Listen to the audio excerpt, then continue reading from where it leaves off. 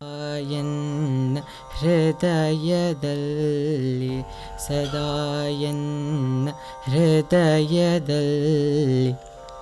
ವಾಸ ಮಾಡು ಶ್ರೀಹರಿ ಸದಾ ಎನ್ನ ಹೃದಯದಲ್ಲಿ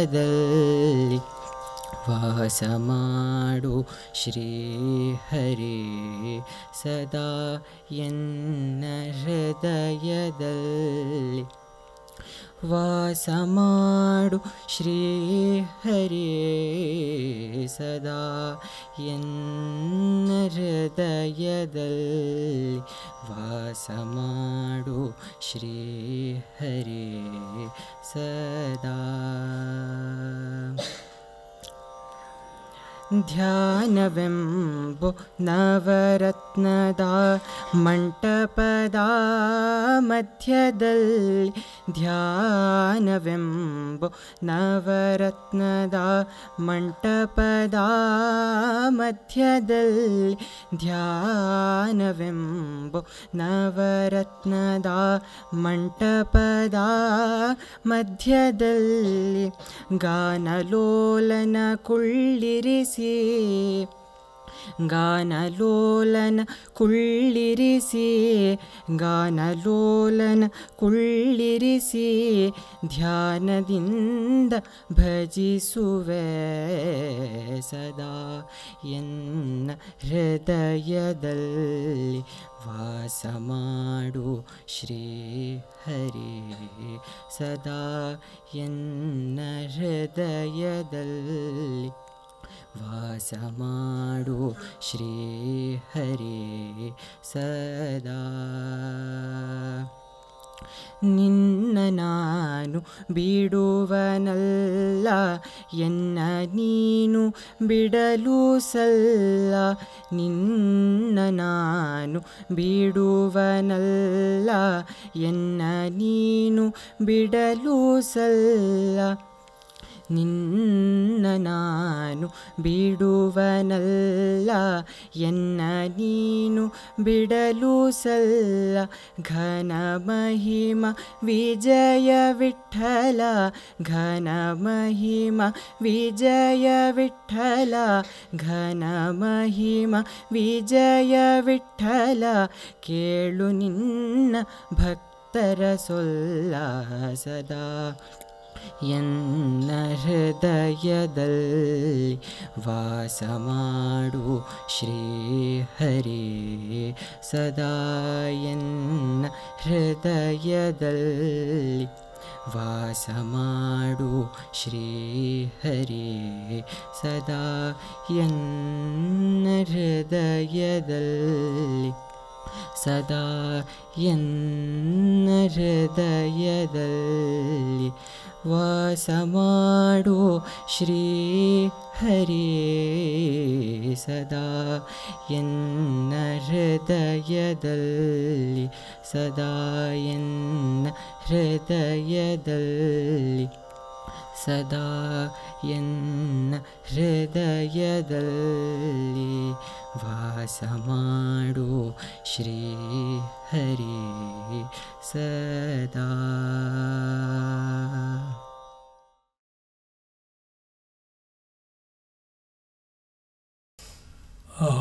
ಆನಂದಮಾನಂದಕರಂ ಪ್ರಸನ್ನಂ ಜ್ಞಾನಸ್ವರೂಪಂ ನಿಜಬೋಧಯುಕ್ತಂ ಯೋಗೀಂದ್ರಮೀಡ್ಯಂ ಭವರೋಗವೈದ್ಯಂ ಶ್ರೀಮತ್ಪರಂ ಬ್ರಹ್ಮಗುರುಂ ಸ್ಮರಾಮಿ. ದೇವಕೀ ಪರಮಾನಂದಂ ಕೃಷ್ಣಂ ವಂದೇ ಜಗದ್ಗುರುಂ. ಸರ್ವೋಪನಿಷದೋ ಗಾವಃ ದೋಗ್ಧಾ ಗೋಪಾಲನಂದನಃ ಪಾರ್ಥೋ ವತ್ಸಃ ಸುಧೀರ್ಭೋಕ್ತಾ ದುಗ್ಧಂ ಗೀತಾಮೃತಂ ಮಹತೆ. ಎಲ್ಲೆಲ್ಲೂ ತಾನೇ ತಾನಾಗಿ ಬೆಳಗುವ ಪರಂಜ್ಯೋತಿ ರೂಪವಾದ ಗುರುತತ್ವಕ್ಕೆ ನಮೋ ನಮಃ.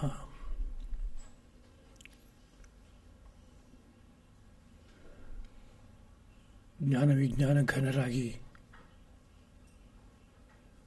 ಅವತರಿಸಿ ಬಂದು ಹೃದಯ ಪೀಠವನ್ನು ಅಲಂಕರಿಸಿರುವ ಶ್ರೀರಂಗ ವಿಜಯಲಕ್ಷ್ಮೀ ಸದ್ಗುರು ದಂಪತಿಗಳ ಪವಿತ್ರ ಪದಪದ್ಮಗಳಿಗೆ ಹಾರ್ದವಾದ ಪ್ರಣತಿಗಳು. ಎಲ್ಲ ಸಹೃದಯರಾದ ಜಿಜ್ಞಾಸುಗಳನ್ನು ಹಾರ್ದವಾಗಿ ಭಾವಿಸಿ ಭಗವದ್ಗೀತಾ ಪ್ರವಚನ ಮಾಲಿಕೆಯ 30ನೆಯ ಒಂದು ಕುಸುಮವನ್ನು ಶ್ರೀಕೃಷ್ಣ ಪ್ರಭುವಿನ ಪಾದಗಳಲ್ಲಿ ಅರ್ಪಿಸುವುದಕ್ಕೆ ಉದ್ಯುಕ್ತನಾಗಿದ್ದೇನೆ.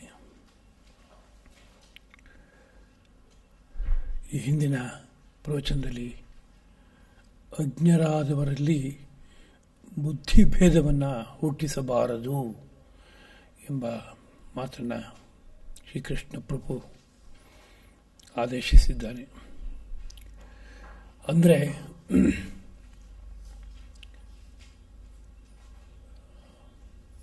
ಲೋಕ ಎಲ್ಲ ಅಜ್ಞಾನದಿಂದ ಕೂಡಿದ್ರೂ ಸಹ ಒಂದು ಕರ್ಮದ ಮಾರ್ಗವನ್ನು ಅವಲಂಬಿಸಿ ಅದರಿಂದ ಒಂದಷ್ಟು ಲಾಭವನ್ನು ಪಡ್ಕೊಳ್ತಾ ಅದರಿಂದ ದೇಹ ಮನೋಬುದ್ಧಿಗಳಲ್ಲಿ ಒಂದು ಶುದ್ಧಿಯನ್ನು ಉಂಟು ಮಾಡಿಕೊಳ್ತಾ ಆತ್ಮೋದ್ಧಾರದ ಕಡೆಗೆ ಯಾವುದೋ ಒಂದು ಮಟ್ಟದಲ್ಲಿ ಸಾಗ್ತಾ ಇರುತ್ತೆ. ಹಾಗಿರುವಾಗ ಆ ಮಧ್ಯದಲ್ಲಿ ಕರ್ಮಕ್ಕಿಂತ ಜ್ಞಾನ ತುಂಬ ದೊಡ್ಡದು, ಯಾತಕ್ಕೋಸ್ಕರ ಕರ್ಮ ಹಚ್ಕೋತಾ ಇದೆಯಾ, ಅದರಿಂದ ಜ್ಞಾನವನ್ನು ಅನುಸಂಧಾನ ಮಾಡು, ಅದೇ ರೀತಿಯಲ್ಲಿ ಇನ್ಯಾವುದೋ ಒಂದು ಮಾರ್ಗವನ್ನು ಅನುಸಂಧಾನ ಮಾಡು ಎಂಬುದಾಗಿ ಹೇಳಿ ಅದರ ಹಿರಿಮೆ ಗರಿಮೆಗಳನ್ನು ಮಾತಾಡಿದ್ರೆ ಹೌದೋ ಏನೋ ಅಂತ ಅಂದ್ಕೊಂಡು ಅವನು ಕರ್ಮ ಮಾರ್ಗದಿಂದ ಭ್ರಷ್ಟನಾಗ್ತಾನೆ. ಆದರೆ ಹೊಸ ಮಾರ್ಗಕ್ಕೆ ಬೇಕಾಗುವ ಅಧಿಕಾರ ಸಂಪತ್ತಿರೋಲ್ಲ. ಹೊಸ ಮಾರ್ಗವನ್ನು ತನ್ನದಾಗಿ ಮಾಡ್ಕೊಳ್ಳೋದಕ್ಕೆ ಬೇಕಾಗುವಂತಹ ಅನುಕೂಲತೆ ಇದೆಯಾ ಅಂತ ಕೇಳಿದರೆ ಅನುಕೂಲತೆ ಇಲ್ಲ. ಹಾಗಿದ್ದಾಗ ಅವನು ಏನಾಗ್ತಾನೆ ಅಂತ ಕೇಳಿದರೆ ಇತೋಭ್ರಷ್ಟ ಅಂತ ಸಂಸ್ಕೃತದಲ್ಲಿ ಒಂದು ಮಾತನ್ನು ಹೇಳೋದುಂಟು. ಇಲ್ಲೂ ಭ್ರಷ್ಟ ಅಲ್ಲೂ ಭ್ರಷ್ಟ ಅಂತ. ಈ ಮಾರ್ಗದಲ್ಲೂ ಗಟ್ಟಿ ನಿಲ್ಲಿಲ್ಲ, ಆ ಮಾರ್ಗದಲ್ಲೂ ಗಟ್ಟಿ ನಿಲ್ಲಿಲ್ಲ ಅನ್ನುವ ಸ್ಥಿತಿ ಉಂಟಾಗುತ್ತೆ ಅಂತ ಅರ್ಥ. ಹಾಗೆ ಮಾಡೋದು ಸರಿಯಾಗಲ್ಲ. ಆದ್ದರಿಂದ ಜ್ಞಾನಯೋಗಕ್ಕೆ ಅಧಿಕಾರ ಸಂಪತ್ತಿದ್ದವನಿಗೆ ಜ್ಞಾನಯೋಗ, ಕರ್ಮಯೋಗದಲ್ಲಿ ಅಧಿಕಾರ ಸಂಪತ್ತಿದ್ದವನಿಗೆ ಕರ್ಮಯೋಗ. ಕರ್ಮಯೋಗವೂ ಸಹ ಕೊನೆಯಲ್ಲಿ ಭಗವತ್ ಸಾಕ್ಷಾತ್ಕಾರದಲ್ಲೇ ನೆಲೆ ನಿಲ್ಲುತ್ತೆ. ಆದ್ದರಿಂದ ನಷ್ಟ ಏನು? ಇದಕ್ಕೆ ಪ್ರತಿಯಾಗಿ ಜ್ಞಾನ ತುಂಬ ದೊಡ್ಡದಪ್ಪ, ಅದರಿಂದ ನೀನು ತತ್ವಾನುಸಂಧಾನ ಮಾಡ್ಕೋ, ಬೇರೆ ಎಲ್ಲವನ್ನು ಬಿಡು ಅನ್ನೋ ರೀತಿಯಲ್ಲಿ ಅವನಿಗೆ ಹೇಳಿದರೆ ಅವನು ಎಲ್ಲವನ್ನು ಬಿಡ್ತಾನೆ. ಅದು ಯಾವುದನ್ನು ಬಿಡ್ತಾನೆ ಅಂದರೆ ಅವನು ಮಾಡಬೇಕಾಗಿರುವ ನಿತ್ಯ ನೈಮಿತ್ತಿಕ ಕರ್ಮಗಳನ್ನು, ಸಂಸ್ಕಾರಾದಿ ಕರ್ಮಗಳನ್ನು, ಆಚಾರವನ್ನು ಎಲ್ಲ ಬಿಡ್ತಾನೆ. ಆದರೆ ಅವನಿಗೆ ಉಪದೇಶ ಮಾಡಿರುವಂತಹ ಆದರ್ಶವಾದಂತಹ ಯಾವ ಒಂದು ಜ್ಞಾನ ಮಾರ್ಗ ಇದೆಯೋ ಅದು ಅವನ ಮೈ ಹತ್ತುತ್ತಾ ಅಂದರೆ ಹತ್ತೋಲ್ಲ. ಯಾಕೆಂದರೆ ಬುದ್ಧಿ ಅದನ್ನು ಸ್ವೀಕರಿಸೋಕೆ ಬೇಕಾಗುವಂಥ ಸ್ಥಿತಿಲಿಲ್ಲ. ಬುದ್ಧಿನಲ್ಲಿ ಸಾಕಷ್ಟು ಜನ್ಮಾಂತರದ ಸಂಸ್ಕಾರಗಳ ಕಾರಣದಿಂದ ಅಂಟಿದೆ, ಚಾಂಚಲ್ಯ ಇದೆ, ರಾಗದ್ವೇಷಗಳಿದೆ. ಈ ಸಂದರ್ಭದಲ್ಲಿ ಆ ಜ್ಞಾನವನ್ನು ನಿರ್ಮಲವಾದ ಏಕಾಗ್ರವಾದ ಚಿತ್ತದಿಂದ ಎಲ್ಲಿ ಭಾವಿಸೋಕೆ ಸಾಧ್ಯವಾಗುತ್ತೆ? ಆಗೋದಿಲ್ಲ. ಹಾಗಾದಾಗ ಅವನು ಅದಕ್ಕೂ ಸಲ್ಲ ಇದಕ್ಕೂ ಸಲ್ಲ ಅನ್ನೋ ರೀತಿಯ ಸ್ಥಿತಿ ಉಂಟಾಗುತ್ತೆ. ಅದರಿಂದ ಬುದ್ಧಿಭೇದವನ್ನು ಉಂಟು ಮಾಡಬಾರದು. ಅಂದರೆ ಅವರಿಗೆ ಕರ್ಮದಲ್ಲಿ ಅನಾಸಕ್ತಿ ಹುಟ್ಟುವಂತಹ ಮಾತುಗಳನ್ನು ಆಡಬಾರದು ಎಂಬುದಾಗಿ. ಒಮ್ಮೆ ಶ್ರೀರಂಗ ಮಹಾಗುರುಗಳು ತಿರುಕಳ್ಕುಂಡ್ರಂ ಅನ್ನೋ ಒಂದು ಕ್ಷೇತ್ರಕ್ಕೆ ಶಿಷ್ಯರ ಜೊತೆಗೆ ಹೋಗಿದ್ದರು. ಅಲ್ಲೊಂದು ವೇದಗಿರೀಶ್ವರರಂಥ ಒಂದು ದೇವಸ್ಥಾನ ಇದೆ. ದೇವಸ್ಥಾನದಲ್ಲಿ ಮಧ್ಯಾಹ್ನ ಪೂಜಾನಂತರದಲ್ಲಿ ಪ್ರಸಾದವನ್ನು ಹೊರಗಡೆಗೆ ಒಂದು ಸ್ವಲ್ಪ ದೂರದಲ್ಲಿ ಒಂದು ಅದಕ್ಕೆ ಮೀಸಲಾದಂಥ ಶಿಲೆಯ ಮೇಲೆ ತಂದು ಇಡ್ತಾರೆ. ಆಗ ಗರುಡ ಬಂದು ಅದನ್ನು ಸ್ವೀಕರಿಸ್ತಾನೆ. ಅದನ್ನು ನೋಡೋದಕ್ಕೆ ಜನಸ್ತೋಮ ನಿಂತಿರುತ್ತೆ. ಆ ಗರುಡನ ಬಗ್ಗೆ ಪರಂಪರೆಯಲ್ಲಿ ಆಡ್ಕೊಂಬಂದಿರುವ ಮಾತು ಏನಪ್ಪ ಅಂತ ಕೇಳಿದ್ರೆ, ಅದು ಅನಾದಿ ಕಾಲದಿಂದ ಬಂದಿರುವಂಥ ಅದೇ ಗರುಡ, ಬೇರೆ ಗರುಡ ಅಲ್ಲ. ಅಷ್ಟು ಕಾಲದಿಂದ ಅದೇ ರೀತಿಯಲ್ಲಿ ಬಂದು ಆಹಾರವನ್ನು ಸ್ವೀಕರಿಸಿ ಹೋಗ್ತಾ ಇದೆ. ಗರುಡ ಆ ಸಮಯಕ್ಕೆ ಸರಿಯಾಗಿ ಬಂದು ಆಹಾರ ಸ್ವೀಕರಿಸ್ತಾನೆ ಅಂದರೆ ಇದೊಂದು ಅದ್ಭುತ ಅಲ್ವೇ, ಇದೊಂದು ದೇವರ ಮಹಿಮೆ ಅಲ್ವೇ ಅಂತ ಎಲ್ಲ ಕಡೆಗೂ ಪ್ರಚಾರ ಇದೆ. ಹಾಗಿದ್ದಿದ್ರ ಕಾರಣದಿಂದಾಗಿ ಜನಸ್ತೋಮ ಬಂದು ನಿಂತ್ಕೊಂಡು ಆ ಸಮಯಕ್ಕೆ ಸರಿಯಾಗಿ ಗರುಡ ಬರೋದನ್ನು ನೋಡ್ತಾರೆ, ಗರುಡ ಆಹಾರ ಸ್ವೀಕರಿಸ್ಕೊಂಡು ಹೋಗೋದು ನೋಡ್ತಾರೆ. ಶ್ರೀರಂಗ ಮಹಾಗುರುಡು ಅಕ್ಷತ್ರಕ್ಕೆ ಹೋದಾಗ ಆ ಬಗ್ಗೆ ಒಬ್ಬ ಶಿಷ್ಯರು ಶೇಷಾಚಲ ಶರ್ಮರು ಎಂಬುವರು ಪ್ರಶ್ನಿಸ್ತಾರೆ. ಇದೆಲ್ಲ ಸಂಭವವೇ, ಒಪ್ಪೋಕ್ಕಾಗುವಂಥ ವಿಚಾರವೇ? ಅನಾದಿ ಕಾಲದಿಂದ ಒಂದು ಗರುಡ ಇಷ್ಟು ಕಾಲ ಬದುಕಿರೋಕ್ಕೆ ಸಾಧ್ಯವೇ? ಇತ್ಯಾದಿ ಪ್ರಶ್ನಿಸಿದಾಗ ಅವ್ರು ಹೇಳಿದ ಮಾತು ಏನಪ್ಪ ಅಂದರೆ, ಸಾಮಾನ್ಯ ಜನಗಳ ಬುದ್ಧಿಗೆ ಶ್ರದ್ಧೆ ದೇವರ ಬಗ್ಗೆ ಹುಟ್ಟಿಸೋಕ್ಕೋಸ್ಕರವಾಗಿ ಯಾವುದೋ ಎರಡು ಅಂಥ ಮಾತುಗಳನ್ನು ಆಡಿದ್ರು ಇರ್ಬೋದು. ಯಾವುದೇ ಒಂದು ಆಹಾರ ವಸ್ತುವನ್ನು ಅನೇಕ ಕಾಲದಲ್ಲಿ ಒಂದು ಕಡೆಯಲ್ಲಿ ತಂದಿಡುವ ಅಭ್ಯಾಸ ಮಾಡಿದ್ರೆ ಅಲ್ಲಿಗೆ ಆ ಸಮಯಕ್ಕೆ ಸರಿಯಾಗಿ ಪ್ರಾಣಿಗಳು ಪಕ್ಷಿಗಳು ಬರೋಕ್ಕೆ ಶುರು ಮಾಡುತ್ತವೆ. ಅದಕ್ಕೇನು ನಾವು ಗಂಟೆ ಹೇಳಬೇಕಾಗಿಲ್ಲ, ಗಂಟೆ ಬಹಳ ಸ್ಪಷ್ಟವಾಗಿ ಗೊತ್ತಾಗುತ್ತೆ, ಆ ಸಮಯಕ್ಕೆ ಸರಿಯಾಗಿ ಹಾಜರಾಗುತ್ತೆ. ಅದು ಸಹಜವಾದಂಥ ಒಂದು ಗತಿ. ಇದನ್ನು ದೊಡ್ಡ ದೇವರ ಮಹಿಮೆ ಅಂತ ಹೇಳೋದಕ್ಕೆ ಬೇಕಾದ ವಿಷಯ ಇರೋಲ್ಲ. ಹಾಗಿದ್ರೂ ಸಹ ಸಾಮಾನ್ಯ ಜನಗಳ ಶ್ರದ್ಧೆಯನ್ನು ನಿಷ್ಠೆಯನ್ನು ಕದಲಿಸಬಾರ್ದಪ್ಪ.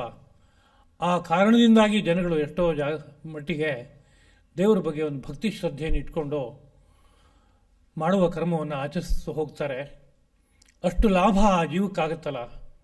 ಅಸತ್ಯೇ ವರ್ತಮನಿ ಸ್ಥಿತ್ವ ತತಃ ಸತ್ಯಂ ಸಮೀಹತೆ. ಒಂದು ಅಸತ್ಯವಾದ ಮಾರ್ಗದಲ್ಲಿ ನಿಂತಿದ್ರೂ ಸಹ ಅದು ಸತ್ಯದ ಕಡೆ ಕರ್ಕೊಂಡು ಹೋಗುತ್ತೆ ಅನ್ನೋ ಸಂದರ್ಭ ಇದ್ದಾಗ ಇದು ಅಸತ್ಯವಾದ ಮಾರ್ಗ ಅಂತ ಹೇಳಿಬಿಟ್ರೆ ಅವರಿಗೆ ಅದರ ಬಗ್ಗೆ ಇರುವಂಥ ಗೌರವ ಹೊರಟು ಹೋಗ್ಬಿಡುತ್ತೆ. ಹಾಗಾಗಬಾರ್ದು ಅನ್ನೋ ರೀತಿಯಾದ ಮಾತನ್ನು ಹೇಳಿದ್ದುಂಟು. ಆದರೆ ಇಂತಹ ವಿಷಯಗಳಲ್ಲಿ ಇವತ್ತು ಸಮಾಜಕ್ಕೆ ಸರಿಯಾದ ತಿಳುವಳಿಕೆ ಇಲ್ಲ. ವಿಜ್ಞಾನಿಗಳ ಹೆಸರಿನಲ್ಲಿ ಅವರು ಇಂತಹ ಕೆಲವಾರು ವಿಷಯಗಳಲ್ಲಿ ಸಂಶೋಧನಾತ್ಮಕವಾದ ಕಾರ್ಯವನ್ನು ಮಾಡಿ ಅದನ್ನು ಪ್ರಕಾಶಕ್ಕೆ ತಂದು ಮೌಢ್ಯವನ್ನು ಸಮಾಜದಿಂದ ದೂರ ಮಾಡ್ತೇವೆ ಅನ್ನೋ ಹೆಸರಿನಲ್ಲಿ ಕೆಲಸಗಳನ್ನು ಮಾಡ್ತಾರೆ. ಉದಾಹರಣೆಗೆ ಹಲವು ಕಡೆಗಳಲ್ಲಿ ದೇವಸ್ಥಾನದ ಅಂಗಳದಲ್ಲಿ ಒಂದು ವಿಶಿಷ್ಟವಾದಂತಹ ದಿನದಲ್ಲಿ ಒಂದು ಕುಂಡವನ್ನು ಮಾಡಿ ಅದಕ್ಕೆ ದೇವರನ್ನು ಹೊತ್ಕೊಂಡಂತಹ ಒಬ್ಬ ವ್ಯಕ್ತಿ ಮೈ ಮೇಲೆ ದೇವರು ಬಂದ ಅನ್ನೋ ರೀತಿಯಲ್ಲಿ ಹೇಳಿಕೊಂಡು ಅದರ ಮೇಲೆ ವೇಗವಾಗಿ ಓಡಿ ಹೋಗ್ತಾನೆ. ಅವನ ಕಾಲು ಸುಡಲ್ಲ. ಇದನ್ನು ಇವತ್ತು ನೋಡ್ಬೋದು. ಮೈಸೂರಿನಲ್ಲೂ ಇದು ನಡೆಯುತ್ತೆ, ಬೇರೆ ಊರುಗಳಲ್ಲೂ ಅನೇಕ ಕಡೆಗಳು ನಡೆಯುತ್ತೆ. ಆ ಕುಂಡದಲ್ಲಿ ದೊಡ್ಡ ದೊಡ್ಡ ಕುಂಟೆ ಹಾಕಿ ಮರದ ತುಂಡುಗಳನ್ನು ಹಾಕಿ ಕೆಂಡ ಮಾಡಿ ಕೆಂಡದ ಮೇಲಿರುವಂತಹ ಬೂದಿಯನ್ನು ಪೂರ್ತಿ ನಿರಂತರವಾಗಿ ಬೀಸಣಿಗೆಯಿಂದ ಗಾಳಿ ಹೊಡೆದು ತೆಗೆದು ಅದು ಸ್ವಚ್ಛವಾದಂಥ ಕೆಂಡ, ಮೇಲ್ಗಡೆ ದಾಹ ಬರ್ತಾ ಇರಲ್ಲ, ಆ ಸ್ಥಿತಿ ಬಂದಿರುತ್ತೆ. ಆದರೆ ತುಂಬ ಥಳಥಳನೆ ಬೆಳಗ್ತಾ ಇರುತ್ತೆ. ಅದರ ಮೇಲೆ ಆ ಕಡೆಯಿಂದ ಒಬ್ಬ ದೇವರನ್ನು ಹೊತ್ಕೊಂಡು ಓಡಿ ಹೋಗ್ತಾನೆ. ಅವನಿಗೇನಾದ್ರು ಕಾಲು ಸುಡುತ್ತಾ ಅಂದರೆ ಏನೂ ಸುಡಲ್ಲ. ಇದು ದೇವರ ಮಹಿಮೆ ಎಂಬುದಾಗಿ ಒಂದು ಪ್ರಥೆ, ಒಂದು ಪ್ರಸಿದ್ಧಿ. ಆ ಕಾರಣದಿಂದ ದೇವರಿಗೆ ನಡ್ಕೊಳ್ಳೋದು ಅನ್ನೋ ರೀತಿಯಾದಂಥ ಒಂದು ಅಭ್ಯಾಸ. ನಮ್ಮ ದೇವರ ಹಿರಿಮೆ ಏನು ಸಾಮಾನ್ಯನಾ? ನೋಡು, ಆ ದೇವ್ರನ್ನ ಹೊತ್ಕೊಂಡವನು ಕೆಂಡದ ಮೇಲೆ ನಡ್ಕೊಂಡು ಹೊರಟೋಗ್ತಾನೆ, ಅವನಿಗೆ ಏನೂ ಆಗಲ್ಲ, ಕೆಂಡ ಸಹ ಸುಡಲ್ಲ ಅವನಿಗೆ ಅಂತ ಜನಗಳೆಲ್ಲ ಅಂದ್ಕೋತಾರೆ. ಆದರೆ ಕೆಲವು ವರ್ಷಗಳ ಹಿಂದೆ ಯಾರೋ ಒಬ್ಬ ಆಧುನಿಕ ವಿಜ್ಞಾನದ ಬಗ್ಗೆ ಸಂಶೋಧನೆ ಮಾಡಿ ಭಾರತ ದೇಶದಲ್ಲಿರುವ ಮೌಢ್ಯಗಳನ್ನು ತೆಗಿಬೇಕು ಅನ್ನೋ ಮನಸ್ಸಿದ್ದಂಥ ವ್ಯಕ್ತಿ, ಇದು ಕೇವಲ ಒಂದು ಉಪಾಯ ಅಷ್ಟೇ, ಇದರಲ್ಲಿ ಯಾವ ವೈಶಿಷ್ಟ್ಯನೂ ಇಲ್ಲ, ನಾನು ದೇವರನ್ನು ನಂಬಲ್ಲ, ನಾನು ಆ ಕೆಂಡದ ಮೇಲೆ ಓಡ್ತೀನಿ, ನನ್ನನ್ನು ಯಾವುದೇ ಕಾರಣಕ್ಕೂ ಸುಡಲ್ಲ, ತೋರಿಸ್ತೀನಿ. ನಾನು ಸುಡಬೇಕಾದ್ರೆ ಅದಕ್ಕೆ ಇಷ್ಟು ಹೊತ್ತು ಸ್ಪರ್ಶ ಇರಬೇಕು ಅಂತ ಒಂದು ನಿಯಮ ಇದೆ, ಇಷ್ಟು ಸೆಕೆಂಡು ಸ್ಪರ್ಶ ಇರಬೇಕು ಅಂತ ನಿಯಮ ಇದೆ. ಮತ್ತು ಕೆಂಡದ ಮೇಲೆ ಬೂದಿ ಇದ್ದರೆ ಆ ಕಾದು ಬೂದಿ ಕಾಲಿಗೆ ಅಂಟ್ಕೊಂಡಾಗ ಕಾಲು ಸುಟ್ಬಿಡುತ್ತೆ. ಅದಕ್ಕೋಸ್ಕರವಾಗಿ ಕೆಂಡದ ಮೇಲೆ ಇರುವಂಥ ಬೂದಿಯನ್ನಟ್ಟು ತೆಗಿತಾರೆ. ಆಮೇಲೆ ವೇಗವಾಗಿ ಓಡಿ ಹೋಗ್ತಾರೆ. ಆ ವೇಗವಾಗಿ ಓಡ ಹೋದಾಗ ನಾವು ಕೈನಲ್ಲಿ ಒಂದು ಕೆಂಡನ ಇಟ್ಕೊಂಡು ಹಿಂಗೆ ಕಾಲು ಹಿಂಗೆ ಆಡಿಸ್ತಾ ಇದ್ರೆ ಎಷ್ಟೊತ್ತು ಬೇಕಾದ್ರೂ ಆಡಿಸ್ಬೋದು. ಅದು ಸುಟ್ಟು ಹೋಗುತ್ತೆ ಅಂತ ಅನ್ಸುತ್ತಾ? ಕೆಂಡ ಕೈನಲ್ಲಿದೆ, ಥಳಥಳನೆ ಹೊಳಿತಾ ಇರೋ ಕೆಂಡ, ಅದು ಹೀಗೆ ಆರಿಸ್ತಾ ಇಟ್ಕೊಂಡ್ರೆ ಎಲ್ಲಿಂದ ಎಲ್ಲಿ ಬೇಕಾದ್ರೂ ತೊಗೊಬೋದು. ಏಕೆಂದರೆ ಅದರ ಸ್ಪರ್ಶ ಬಹಳ ಸಣ್ಣ ಕಾಲದಲ್ಲಾಗುತ್ತೆ, ಸುಡುವಷ್ಟು ಕಾಲದಲ್ಲಿ ಇರಲ್ಲ ಅದು ಸ್ಪರ್ಶ. ಹಾಗೆ ಇದು ಕೂಡ ಅದನ್ನು ಇದು ಯಾರು ಬೇಕಾದ್ರೂ ಮಾಡಿ ತೋರಿಸ್ಬೋದು ಅಂತೇಳಿ ಎಲ್ಲ ಕಡೆಗೂ ಡೆಮಾನ್ಸ್ಟ್ರೇಷನ್ ಮಾಡ್ತಾಯಿದ್ರು. ನಾನು ಪ್ರತ್ಯಕ್ಷತಃ ನೋಡಿದ್ದೀನಿ ಅದನ್ನ. ಮೈಸೂರಿನಲ್ಲಿ ಒಂದು ಡೆಮಾನ್ಸ್ಟ್ರೇಷನ್ ಇತ್ತು. ಅದರಲ್ಲಿ 10 ಜನ ನಾಸ್ತಿಕರು ಆ ಕುಂಡದಲ್ಲಿ ಓಡೋಗಿದ್ದಂಥ ದೃಶ್ಯವನ್ನು ನಾನು ನೋಡಿದೆ. ಆದರೆ ಇಂತಹದ್ದೆಲ್ಲ ಮೌಢ್ಯದಿಂದಲೇ ತಂದಿದ್ದಾರೆ ಅಂತ ತೀರ್ಮಾನ ತಗೊಂಡು ಅದನ್ನು ನಿರಸನ ಮಾಡ್ತಾ ಹೋದರೆ ಜನಗಳಲ್ಲಿರೋ ಶ್ರದ್ಧೆ ಪೂರ್ತಿ ಹೊರಟೋಗುತ್ತೆ. ಅವರಿಗೆ ಆ ಶ್ರದ್ಧೆಯನ್ನು ಕಳಚಿದ್ರೆ ಅವರು ಮಾಡೋ ಕರ್ಮ ಮಾಡಲ್ಲ, ಆಮೇಲೆ ಬೇಡದಿದ್ದ ಕರ್ಮಗಳಲ್ಲಿ ಇಳಿತಾರೋ, ಅದರಿಂದ ಅನರ್ಥಕ್ಕೊಳಗಾಗ್ತಾರೆ. ಈಗ ದೇವರು ಅನ್ನೋ ರೀತಿಯಾದ ವಿಷಯದಲ್ಲಿ ಒಂದು ಶ್ರದ್ಧೆ ಇರೋ ಕಾರಣದಿಂದಾಗಿ ನನ್ನ ಕರ್ತವ್ಯ ರೂಪವಾದ ಕರ್ಮ ಏನಿದೆಯೋ ಆ ಕರ್ತವ್ಯ ನಾನು ಮಾಡಬೇಕು, ಇಲ್ಲೋದ್ರೆ ದೇವರಿಗೆ ಕೋಪ ಬರುತ್ತೆ ಅಂತಲೋ ಏನೋ ಒಂದು ಆ ಕಾರಣದಿಂದ ವ್ಯವಸ್ಥಿತವಾಗಿ ಅವನು ಮಾಡೋ ಕರ್ಮವನ್ನು ಮಾಡ್ತಾ ಹೋಗ್ತಾ ಇರ್ತಾನೆ. ಅದರಿಂದ ಅವನಿಗೆ ಲಾಭ ಆಗುತ್ತೆ ಸಾಕಷ್ಟು. ಅವನ ಪ್ರಕೃತಿನಲ್ಲಿ ಕ್ಷೋಭೆ ಆಗಲ್ಲ. ಹಾಗಲ್ಲದೆ ಹೋದರೆ ಅವನು ಏನೇನು ತೋರುತ್ತೋ ಅದನ್ನೆಲ್ಲ ಮಾಡಿದಾಗ ಅದು ಪ್ರಕೃತಿಗೆ ಹೊಂದದೇ ಇರೋದ್ರಿಂದ ನಾನಾ ಅನರ್ಥಗಳನ್ನು ಉಂಟು ಮಾಡುತ್ತೆ. ಅದರಿಂದ ಬುದ್ಧಿ ಭೇದವನ್ನು ಉಂಟು ಮಾಡಬಾರ್ದು, ಯಾವುದೇ ಶ್ರದ್ಧೆಯನ್ನು ಕಳಚಬಾರ್ದು. ಅದ್ರ ಬಗ್ಗೆ ವಿಜ್ಞಾನ ಗೊತ್ತಿದ್ದರೆ ಯಾರಿಗೆ ತಿಳಿಸ್ಬೇಕೋ ಅವ್ರಿಗೆ ತಿಳಿಸ್ಬೋದು ಅಷ್ಟೇ. ಸಾಮಾನ್ಯ ಜನಗಳಿಗೆ ಅದ್ರ ಬಗ್ಗೆ ಹಾಗೆ ವಿವೇಕ ಹುಟ್ಟಿಸೋಕೆ ಅಂತ ಪ್ರಯತ್ನ ಪಡೋದಾದರೆ ಅವರಿಗೆ ಶ್ರದ್ಧೆ ಕಳಚುತ್ತೆ. ಶ್ರದ್ಧೆ ಒಂದು ಕಳಚಿತು ಅಂತಂದರೆ ಅವರು ಎಲ್ಲ ರೀತಿಯಾದಂತಹ ಅಡ್ಡ ಮಾರ್ಗಗಳಿಗೆ ಹೋಗೋದಕ್ಕೆ ಬೇಕಾಗುವಂಥ ನಡೆ ಬಂದ್ಬಿಡುತ್ತೆ. ದೇವರು ಅನ್ನೋ ಒಂದು ಸ್ತಂಭಕ್ಕೆ ಅನೇಕ ರೀತಿಯಾದಂತಹ ನೀತಿಯ ಒಂದು ಚೌಕಟ್ಟನ್ನು ಹಾಕಿಕೊಟ್ಟು ಅಲ್ಲಿ ಹೋಗೋದಕ್ಕೆ ಬೇಕಾಗುವಂತಹ ವ್ಯವಸ್ಥೆಯನ್ನು ತಂದುಕೊಟ್ಟಿದ್ದಾರೆ ಮಹರ್ಷಿಗಳು. ಆ ದೇವರು ಅನ್ನೋ ಸ್ತಂಭದ ಬಗ್ಗೆ ಗೌರವ ಹುಟ್ಟೋದಕ್ಕೆ ಬೇಕಾಗುವಂತಹ ಕೆಲವು ನಡೆನುಡಿಗಳನ್ನು ತಂದಿದ್ದಾರೆ. ಗೊತ್ತಿದ್ದವರೇ ತಂದಿದ್ದಾರೆ, ಅದನ್ನ ಸತ್ಯ ಗೊತ್ತಿದ್ದವರೇನೆ. ಆದರೆ ಅದನ್ನು ಉಳಿಸ್ಕೊಂಡಾಗ ಆ ಶ್ರದ್ಧಾ ಭಕ್ತಿ ಇವೆಲ್ಲ ಸೇರಿ ಒಂದು ವಿಶಿಷ್ಟವಾದ ಲಾಭವನ್ನು ಕೊಡುತ್ತೆ. ಅದರಿಂದ ನ ಬುದ್ಧಿಭೇದಂ ಜನಯೇತ್ ಅಜ್ಞಾನಾಂ ಕರ್ಮಸಂಗಿನಾಂ. ಕರ್ಮಸಂಗಿಯಾದಂಥ ಅಜ್ಞರಲ್ಲಿ ಬುದ್ಧಿಭೇದವನ್ನು ಅಂದರೆ ಒಡಕುಟ್ಟಿಸ್ಬೇಡ. ಸತ್ಯದ ಬಗ್ಗೆ ಧರ್ಮದ ಬಗ್ಗೆ ಅವರಿಗೆ ಭಿನ್ನಮತಿ ಹುಟ್ಟುವಂತೆ ಮಾಡಬೇಡ, ಅವ್ರ ಶ್ರದ್ಧೆಯಲ್ಲಿ ಅವ್ರು ಹೋಗಲಿ ಎಂಬ ಮಾತು ಬಂತು. ದೇವಸ್ಥಾನಗಳ ಬಗ್ಗೆ ಬೇಕಾದಷ್ಟು ಬೇರೆ ಬೇರೆ ರೀತಿಯಾದ ಮಾತುಗಳು ಹುಟ್ಕೊಳ್ತು. ನಮ್ಮ ದೇಶದ ಆಚರಣೆಗಳ ಬಗ್ಗೆ ಬೇಕಾದಷ್ಟು ಮಾತುಗಳು ಹುಟ್ಕೋತು. ದೇವಸ್ಥಾನದಲ್ಲಿ ಏನಿದೆ ಅದು ಕಲ್ಲು, ಒಂದು ಗೋಡು ಕಲ್ಲನ್ನು ತೊಗೊಂಬಂದು ಇಟ್ಕೊಂಡು ಅದನ್ನ ಈಶ್ವರ ಈಶ್ವರ ಅಂಥೇಳಿ ಅದಕ್ಕೆ ಅಭಿಷೇಕ ಮಾಡಿ ಆರತಿ ಮಾಡಿ ಏನೇನೋ ನಿಮ್ಮ ಭಾಳ ದೀರ್ಘಕಾಲದ ಆಚಾರ ಅಂತ ಮಾಡ್ತಿರಲ್ಲ, ಏನು ಲಾಭ?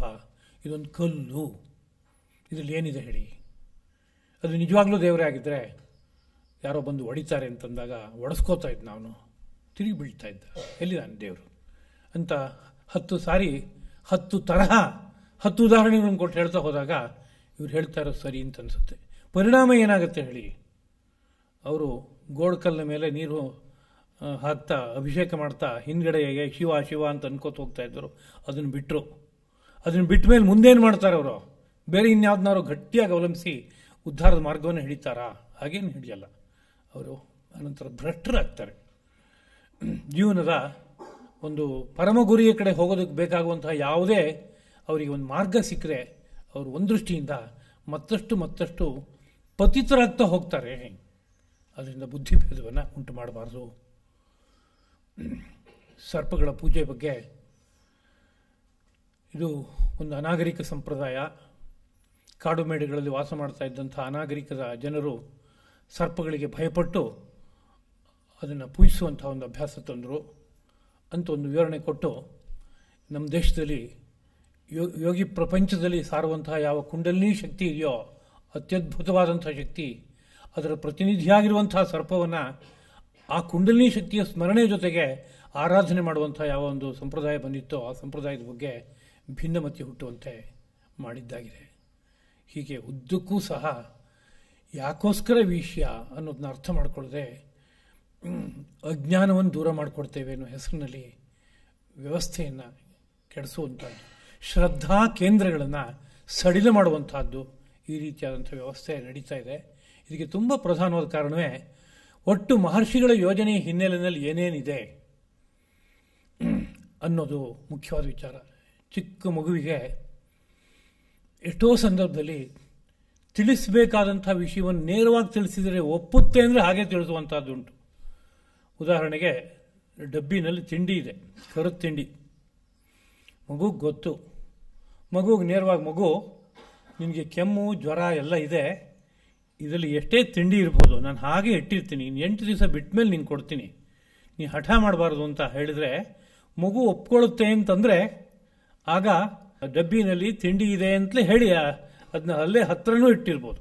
ಆದರೆ ಹಾಗಾಗ್ದೇ ಮಗುಗೆ ಈ ಡಬ್ಬಿನಲ್ಲಿ ತಿಂಡಿ ಇದೆ, ನೀನೊಂದು ವಾರ ತಿನ್ನಬಾರ್ದು ಅಂತ ಹೇಳಿದರೆ ಅದು ಎದ್ದು ಬಿದ್ದು ಕುಣಿದು ಅವಾಂತರ ಮಾಡಿ ಏನು ಆಹಾರನೂ ತಿಂದೇನೆ ಕೊನೆ ಸಮಾಧಾನ ಮಾಡೋಕ್ಕೆ ಸಾಧ್ಯವೇ ಇಲ್ಲದೆ ಏನಾರು ಸತ್ಗೋ ಕೊಟ್ಬಿಡ್ತೀನಿ ಅನ್ನೋ ರೀತಿಯಾದ ಪರಿಸ್ಥಿತಿಯೇ ಬರುತ್ತೆ ಅಂತಂದ್ರೆ ಆಗೇನು ಹೇಳ್ಬೇಕು ಹೇಳಿ?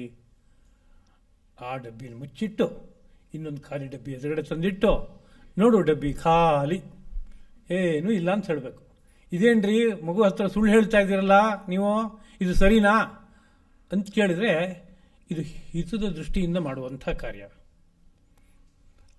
ವೈದ್ಯರ ಬಳಿ ಹೋದರೆ ಅಂಥ ಅನೇಕ ಮಾತುಗಳನ್ನು ಆಡಿಯೇ ಸಾಂತ್ವನಗೊಳಿಸಿ ಅನೇಕ ರೋಗಗಳಿಗೆ ಚಿಕಿತ್ಸೆ ಮಾಡ್ತಾರೆ. ಒಳ್ಳೆ ವೈದ್ಯರಾದರೆ ಆಯುರ್ವೇದ ಹೇಳುತ್ತೆ, ಅದೊಂದೇ ಅಲ್ಲ, ಎಲ್ಲ ವೈದ್ಯರು ಒಂದು ದೃಷ್ಟಿಯಿಂದ ಆ ಸತ್ಯವನ್ನು ಪತ್ತೆ ಹಚ್ಕೊಂಡಿದೆ. ಸಮಾಧಾನದ ಅನೇಕ ಮಾತುಗಳನ್ನು ಆಡಿ ನಿನಗೇನೂ ಆಗಿಲ್ಲ ಆಗಿಲ್ಲ ಆಗಿಲ್ಲ ಅಂತ ಹೇಳ್ತಾ ಅವ್ರಿಗೇನು ಆಗದೆ ಇರಬೇಕು, ಆಗಿದ್ದು ಹೊರಟೋಗ್ಬೇಕು, ಹಾಗೆ ನೋಡ್ಕೊಳ್ಳುವಂಥದ್ದು ಉಂಟು. ಇದೆಲ್ಲ ಸುಳ್ಳಲ್ವೇನ್ರಿ ಅಂದರೆ ಹೌದು, ಸುಳ್ಳೇನೆ. ಇನ್ನೊಂದು ಉದಾಹರಣೆ, ಯಾರೋ ಒಬ್ಬ ವೃದ್ಧ ಹಾರ್ಟ್ ಪೇಷಂಟ್, ತುಂಬ 3rd ಸ್ಟೇಜಲ್ಲಿದೆ. ಅವನು ವೈದ್ಯರ ಹತ್ರ ಹೋಗಿ ಪ್ರಶ್ನೆ ಕೇಳ್ತಾ ಇದ್ದಾನೆ, ನನ್ನ ಕಂಡೀಷನ್ ಏನಾಗಿದೆ ಸ್ಪಷ್ಟವಾಗಿ ಹೇಳಿಬಿಡಿ, ಯಾವುದು ಮುಚ್ಚು ಬರಬೇಕಿಲ್ಲ, ನಾನು ಡೈರೆಕ್ಟಾಗಿ ವಿಷಯ ಬೇಕಾಗಿದೆ ನನಗೆ ಅಂತ ಕೇಳಿದ್ರೆ ಕೂಡಲೇ ಇರೋ ವಿಷಯವನ್ನು ಹಾಗೆ ಹೇಳಿಬಿಟ್ರೆ ಅವನಿಗೆ ಅಲ್ಲೇ ಹಾರ್ಟ್ ಅಟ್ಯಾಕ್ ಆಗುತ್ತೆ. ಮನೆಗೆ ಕರ್ಕೊಂಡು ಹೋಗಿ ಮತ್ತೆ ಜನನ ಫೋನ್ ಮಾಡಿ ಕರೆಸ್ಬೇಕಾಗತ್ತೆ, ದೊಡ್ಡ ಸಮಸ್ಯೆ. ಅವಾಗ ಏನು ಮಾಡಬೇಕಾಗತ್ತೆ? ನಿನ್ನ ಹಾರ್ಟ್ ಬಗ್ಗೆ ನೀವು ಮರ್ತು ಬಿಡಪ್ಪ, ಯೋಚನೆ ಮಾಡಬೇಡ, ಬಂದೋಬಸ್ತಾಗಿದೆ, ತುಂಬ ಚೆನ್ನಾಗಿದೆ, ಯೋಚನೆ ಮಾಡಬೇಡ ಅಂತ ಅಷ್ಟೆಲ್ಲ ಹೇಳಿ ಆಮೇಲೆ ಒಂದು ಮಾತು, ನಿಮ್ಮ ಮನೇಲಿ ಯಾರು ದೊಡ್ಡವರು ಚಿಕ್ಕವರು ಯಾರಿದಾರಪ್ಪ, ಅವ್ರನ್ನೊಂಚೂರು ಬಂದು ಹೋಗಿ ಕೇಳು ಅಂತ ಹೇಳಿ ಅವ್ರಿಗೆ ಹೇಳಬೇಕಾಗತ್ತೆ. ಇದೇನ್ರಿ ನೇರವಾಗಿ ಪೇಷಂಟ್ ಅವನೇ ಬಂದು ಕೇಳ್ತಾ ಇರುವಾಗ ಸ್ಪಷ್ಟವಾಗಿ ಹೇಳಬಾರ್ದನ್ರಿ, ಯಾಕ್ರಿ ಮುಚ್ಚಿಡ್ಬೇಕು ಅಂತ ಕೇಳಿದ್ರೆ ಹೇಳಿದ್ರೆ ಅನರ್ಥ ಆಗುತ್ತೆ. ಹೇಳದೆ ಜಾಣತನದಿಂದ ನೋಡ್ಕೊಂಡು ಹೋದರೆ ಇನ್ನು ಎಷ್ಟೋ 4 ವರ್ಷ 6 ವರ್ಷ ಬದುಕೋದಕ್ಕೆ ಬೇಕಾಗುವಂತೆ ಒಂದು ಚಿಕಿತ್ಸೆ ಕೊಟ್ಟು ಒಂದು ಸರಿ ಮಾಡೋಕ್ಕಾಗತ್ತೆ. ಹೀಗೆಲ್ಲ ಇರೋದ್ರಿಂದ ವೈದ್ಯ ಮಾಡೋಲ್ವೇ ಆ ವಿಷಯವನ್ನು ಮಾಡೇ ಮಾಡ್ತಾನೆ. ಹೀಗೆ ಲೋಕದ ಒಂದು ಗತಿ ಹೀಗಿದೆ. ಅದರಿಂದ ಒಂದು ಪರಮ ಗುರಿಯನ್ನು ತಲುಪೋದಕ್ಕೋಸ್ಕರವಾಗಿ ಹಾಕಿಕೊಟ್ಟ ಮಾರ್ಗಗಳಲ್ಲಿ ಕೆಲವು ಅಂತಹ ಶ್ರದ್ಧೆಯನ್ನು ಬೆಳೆಸೋದಕ್ಕೆ ಬೇಕಾಗುವಂಥ ವಿಷಯಗಳನ್ನ ಹಾಕ್ಕೊಟ್ಟಿದ್ರೆ ಅದನ್ನು ಅರ್ಥ ಮಾಡ್ಕೊಂಡು ಅದನ್ನು ಕದಲಿಸೋ ಕೆಲಸ ಮಾಡೋದು ಅನುಕೂಲ ಅಲ್ಲ. ಮತ್ತು ಒಂದಲ್ಲ ಒಂದು ವಿಷಯದಲ್ಲಿ ಒಬ್ಬೊಬ್ಬನೂ ಸಹ ಅಂತಹ ಕೆಲವು ವಿಷಯಗಳಿಗೆ ಬದ್ಧನಾಗಿರ್ತಾನೆ. ಇದನ್ನು ಸಮಾಧಾನ ಹುಡುಕಿದ್ರೆ ಗೊತ್ತಾಗುತ್ತೆ. ನಾನೆಷ್ಟು ವಿಶ್ಲೇಷಣಾತ್ಮಕವಾದಂಥ ಬುದ್ಧಿಯನ್ನು ಇಟ್ಕೊಂಡಿದ್ದೀನಿ, ಅಂಥ ಯಾವ ಮೌಢ್ಯಕ್ಕೂ ಒಳಗಾಗಿಲ್ಲ ಅಂತ ಹೇಳುವ ವ್ಯಕ್ತಿಗಳಲ್ಲಿ ಅನೇಕ ಮೌಢ್ಯದ ವಿಷಯಗಳನ್ನು ತೋರಿಸೋಕ್ಕಾಗತ್ತೆ. ನೀವು ಇದಕ್ಕೆ ಒಪ್ಕೊಂಡಿದ್ದೀರಲ್ಲ, ಹೇಗೆ ಒಪ್ಕೊಂಡಿದ್ದೀರಿ ಅಂತ. ಯಾರೋ ಒಬ್ಬ ವೈದ್ಯನ ಹತ್ರ ಹೋಗ್ತಾರೆ, ಅವ್ರು ಏನೋ ಪ್ರಿಸ್ಕ್ರೈಬ್ ಮಾಡ್ತಾರೆ, ಗೊತ್ತಾಯ್ತು, ಸರಿನೋ ತಪ್ಪೋ, ನಾಳೆ ಬೆಳಗ್ಗೆಯಿಂದ ತೊಗೊಳಕ್ಕೆ ಶುರು ಮಾಡ್ತೀರಿ. ಇದ್ರ ಬಗ್ಗೆ ನಿಮ್ಗೇನು ತಿಳುವಳಿಕೆ ಹೇಳಿ? ಇದು ಮೌಢ್ಯ ಅಲ್ವ ಅದು? ಅವನೇನೋ ಅಕಸ್ಮಾತು ರಾಂಗಾಗಿ ಅಸೆಸ್ ಮಾಡಿ ಯಾವುದೋ ತಪ್ಪಾದ ಮೆಡಿಸಿನ್ಸ್ ಕೊಟ್ಟಿದ್ರೆ ನೀವು ಸತ್ತೋಗ್ಬಿಡ್ತೀರಲ್ಲ ಸ್ವಾಮಿ ಅಂತ ಹೇಳಿದರೆ ಏನು ಮಾಡೋಕ್ಕಾಗತ್ತೆ? ಇಡೀ ಮೆಡಿಕಲ್ ಸೈನ್ಸನ್ನು ಪೂರ್ತಿ ಅಧ್ಯಯನ ಮಾಡಿ ಆಮೇಲೆ ಚಿಕಿತ್ಸೆ ತಗೋಬೇಕಾಗತ್ತೆ. ಪೇಷಂಟ್ ಅಲ್ಲಿವರೆಗೆ ಕಥೆ ಏನಾಗಬೇಕು? ಅದರಿಂದ ನಂಬಿಕೆ ಮೇಲೆ ತಾನೇ ಇಲ್ಲಿ ವ್ಯವಹಾರ ನಡೀತಾ ಇರೋದು. ಅದರಿಂದ ಅನೇಕ ಕಡೆಗಳಲ್ಲಿ ನಂಬಿಕೆ ಮೇಲೆ ವ್ಯವಹಾರ ನಡೀತಾ ಇದೆ. ಆ ವ್ಯವಹಾರದ ಹಿನ್ನೆಲೆಯಲ್ಲಿ ಜೀವಕ್ಕೆ ಒಳ್ಳೆಯದಾಗಬೇಕು ಅನ್ನೋ ಸತ್ಸಂಕಲ್ಪ ಇದೆ. ಆದ್ದರಿಂದ ಅಲ್ಲೆಲ್ಲ ನಮ್ಮ ವಿಮರ್ಶೆಯನ್ನು ಹೇಳೋದಕ್ಕೆ ಹೋಗಿ ಅವ್ರನ್ನೆಲ್ಲ ಎಜುಕೇಟ್ ಮಾಡ್ತೇವೆ ಅನ್ನೋ ರೀತಿಯಾದ ಭಾಷೆಯಲ್ಲಿ ಅವರ ಶ್ರದ್ಧಾ ಕೇಂದ್ರವನ್ನು ಕಳಚಿಸಿದರೆ ಅವರು ಅಸ್ತವ್ಯಸ್ತವಾದ ಜೀವನವನ್ನು ಮಾಡ್ತಾರೆ. ಹಾಗಾಗಬಾರ್ದು ಅನ್ನೋದು ಪ್ರಧಾನವಾದ ತಾತ್ಪರ್ಯ. 27ನೇ ಶ್ಲೋಕ. ಪ್ರಕೃತೆ ಕ್ರಿಯಮಾಣಾನಿ ಗುಣೇ ಕರ್ಮಾಣಿ ಸರ್ವಶಃ ಅಹಂಕಾರ ವಿಮೂಢಾತ್ಮ ಕರ್ತಾಹಮಿತಿ ಮನ್ಯತೆ. ಪ್ರಕೃತೆ ಗುಣೈ ಪ್ರಕೃತಿಯ ಗುಣಗಳಿಂದ ಅಂತ. ಪ್ರಕೃತಿ ಅಂತಂದರೆ ಈ ಸಮಗ್ರ ಸೃಷ್ಟಿ ಅಂತ ತಗೊಳ್ಬೇಕು. ಅಲ್ಲಿರುವ ಗುಣಗಳಿಂದ ಅಂದರೆ ಸತ್ವರಜಸ್ ತಮಸ್ಸೆಂಬ 3 ಗುಣಗಳಿಂದ. ಸರ್ವಶಃ ಎಲ್ಲ ರೀತಿಯಲ್ಲೂ ಕರ್ಮಾಣಿ ಕ್ರಿಯಮಾಣಾನಿ, ನಾನಾ ಕರ್ಮಗಳು ನಡೀತಾ ಇದೆ. ಹಾಗಿದ್ದಾಗ ಅಹಂಕಾರ ವಿಮೂಢಾತ್ಮ, ಅಹಂಕಾರವೆಂಬ ಒಂದು ತತ್ವದಿಂದ ವಿಮೂಢಾತ್ಮ, ಮರೆಯಾದ ಸತ್ಯವುಳ್ಳವನಾಗಿ, ಮೂಢನಾಗಿ, ಅಜ್ಞನಾಗಿ ಕರ್ತ ಅಹಂ ಇತಿ ಮನ್ಯತೆ, ನಾನೇ ಈ ಎಲ್ಲ ಕಾರ್ಯವನ್ನು ಮಾಡ್ತಾ ಇರೋನು, ಕರ್ತೃ ನಾನು, ಕರ್ಮ ಮಾಡ್ತಾ ಇರೋ ನಾನು ಎಂಬುದಾಗಿ ಮನ್ಯತೆ ತಿಳಿಯುತ್ತಾನೆ ಅಂತ. ಏನು ಹೇಳ್ತಾ ಇದ್ದಾರೆ ಅಂದರೆ, ಪ್ರಕೃತಿ ಅಂತ ಒಂದು ಶಬ್ದವನ್ನು ಬಳಸ್ತಾ ಇದ್ದಾರೆ ಮತ್ತು ಗುಣ ಅನ್ನೋ ಶಬ್ದವನ್ನು ಬಳಸ್ತಾ ಇದ್ದಾರೆ. ಷಡ್ದರ್ಶನಗಳಲ್ಲಿ ಸಾಂಖ್ಯ ಯೋಗ ಅಂತ 2 ದರ್ಶನಗಳಿವೆ. ಅವು ಸಮಗ್ರ ಸೃಷ್ಟಿಯ ಬಗ್ಗೆ ಒಂದು ನೋಟವನ್ನು ಕೊಡುತ್ತವೆ. ಪುರುಷ ಅಂತ ಒಂದು ತತ್ವ, ಇನ್ನೊಂದು ಪ್ರಕೃತಿ ಅಂತ ಒಂದು ತತ್ವ ಇದೆ. ಆ ಪ್ರಕೃತಿ ಎನ್ನುವ ತತ್ವದಲ್ಲಿ 24 ಹೆಜ್ಜೆಯ ವಿಕಾಸ ಇದೆ ಎಂಬುದಾಗಿ ಹೇಳ್ತಾರೆ. ಈ ಕಡೆ ಒಂದು ಫಲಕ ಹಾಕಿದೆ, ಆ ಫಲಕವನ್ನು ನೋಡ್ಕೋಬಹುದು. ಪ್ರಕೃತಿ ಅಂತಂದರೆ ಅದಕ್ಕೆ ಇನ್ನೊಂದು ಪದ ಪ್ರಧಾನ ಅಂತ ಹೆಸರು. ಅದೇನು ಅಂದರೆ ಸತ್ವರಜಸ್ತಮಸ್ಸಿನ ಮೂರರ ಒಂದು ಸಾಮ್ಯಾವಸ್ಥಾ. ಅಂದರೆ ಅದು ವ್ಯಾಪಾರ ಮಾಡದೆ, ವ್ಯಾಪಾರ ಅನ್ನೋದು ಬಿಸ್ನೆಸ್ ಅಂತ ಅರ್ಥ ಮಾಡ್ಕೋಬಾರ್ದು, ಅದು ಕ್ರಿಯಾಶೂನ್ಯವಾಗಿ ತಟಸ್ಥವಾಗಿ ಇರುವಂಥ ಒಂದು ಸ್ಥಿತಿ ಇದೆಯಲ್ಲ, ಅದಕ್ಕೆ ಪ್ರಕೃತಿ ಅಥವಾ ಪ್ರಧಾನ ಎಂಬುದಾಗಿ ಕರೀತಾರೆ. ಅಂಥದ್ದೊಂದು ಸ್ಥಿತಿ ಇದೆ ಅಂತ ಅಂದ್ಕೊಳ್ಳಿ. ಈ 24 ತತ್ವಗಳು ಅನ್ನೋದು ಏನಿದು ಅಂತ ಕೇಳಿದ್ರೆ, ಇನ್ನೊಂದು ಉದಾಹರಣೆ ಕೊಟ್ಟು ಹೇಳೋದಾದರೆ, ಒಂದು ಬೀಜ ಇದೆ ಅಂತ ತೊಗೊಂಡ್ರೆ, ಬೀಜವನ್ನು ಭೂಮಿಗೆ ಇಟ್ಟು ನೀರು ಹಾಕಿಕೊಟ್ರೆ ಕ್ರಮವಾಗಿ ಏನಾಗುತ್ತೆ ಅಂತ ಕೇಳಿದರೆ, ಅದು ಮೊದಲು ಒಂದು ಮೊಳಕೆ ಬರುತ್ತೆ, ಆಮೇಲೆ 2 ಎಲೆ ಆಗುತ್ತೆ, ಆಮೇಲೆ ಮತ್ತೆ ಮಧ್ಯದಲ್ಲಿ ಇನ್ನೊಂದು ಕುಡಿ ಬರುತ್ತೆ. ಹಾಗೆ ಮೇಲಕ್ಕೆ ಹೋಗ್ತಾ ಬಂದು ಒಂದು ಭದ್ರವಾದ ಪ್ರಧಾನವಾದ ಕಾಂಡ ಅಲ್ಲಿ ಏರ್ಪಡುತ್ತೆ. ಅದಾದಮೇಲೆ ಆ ಕಡೆ ಪಕ್ಕ ಈ ಕಡೆ ಪಕ್ಕಕ್ಕೆ ಶಾಖೆಗಳು ಹುಟ್ಕೊಳ್ಳುತ್ತೆ.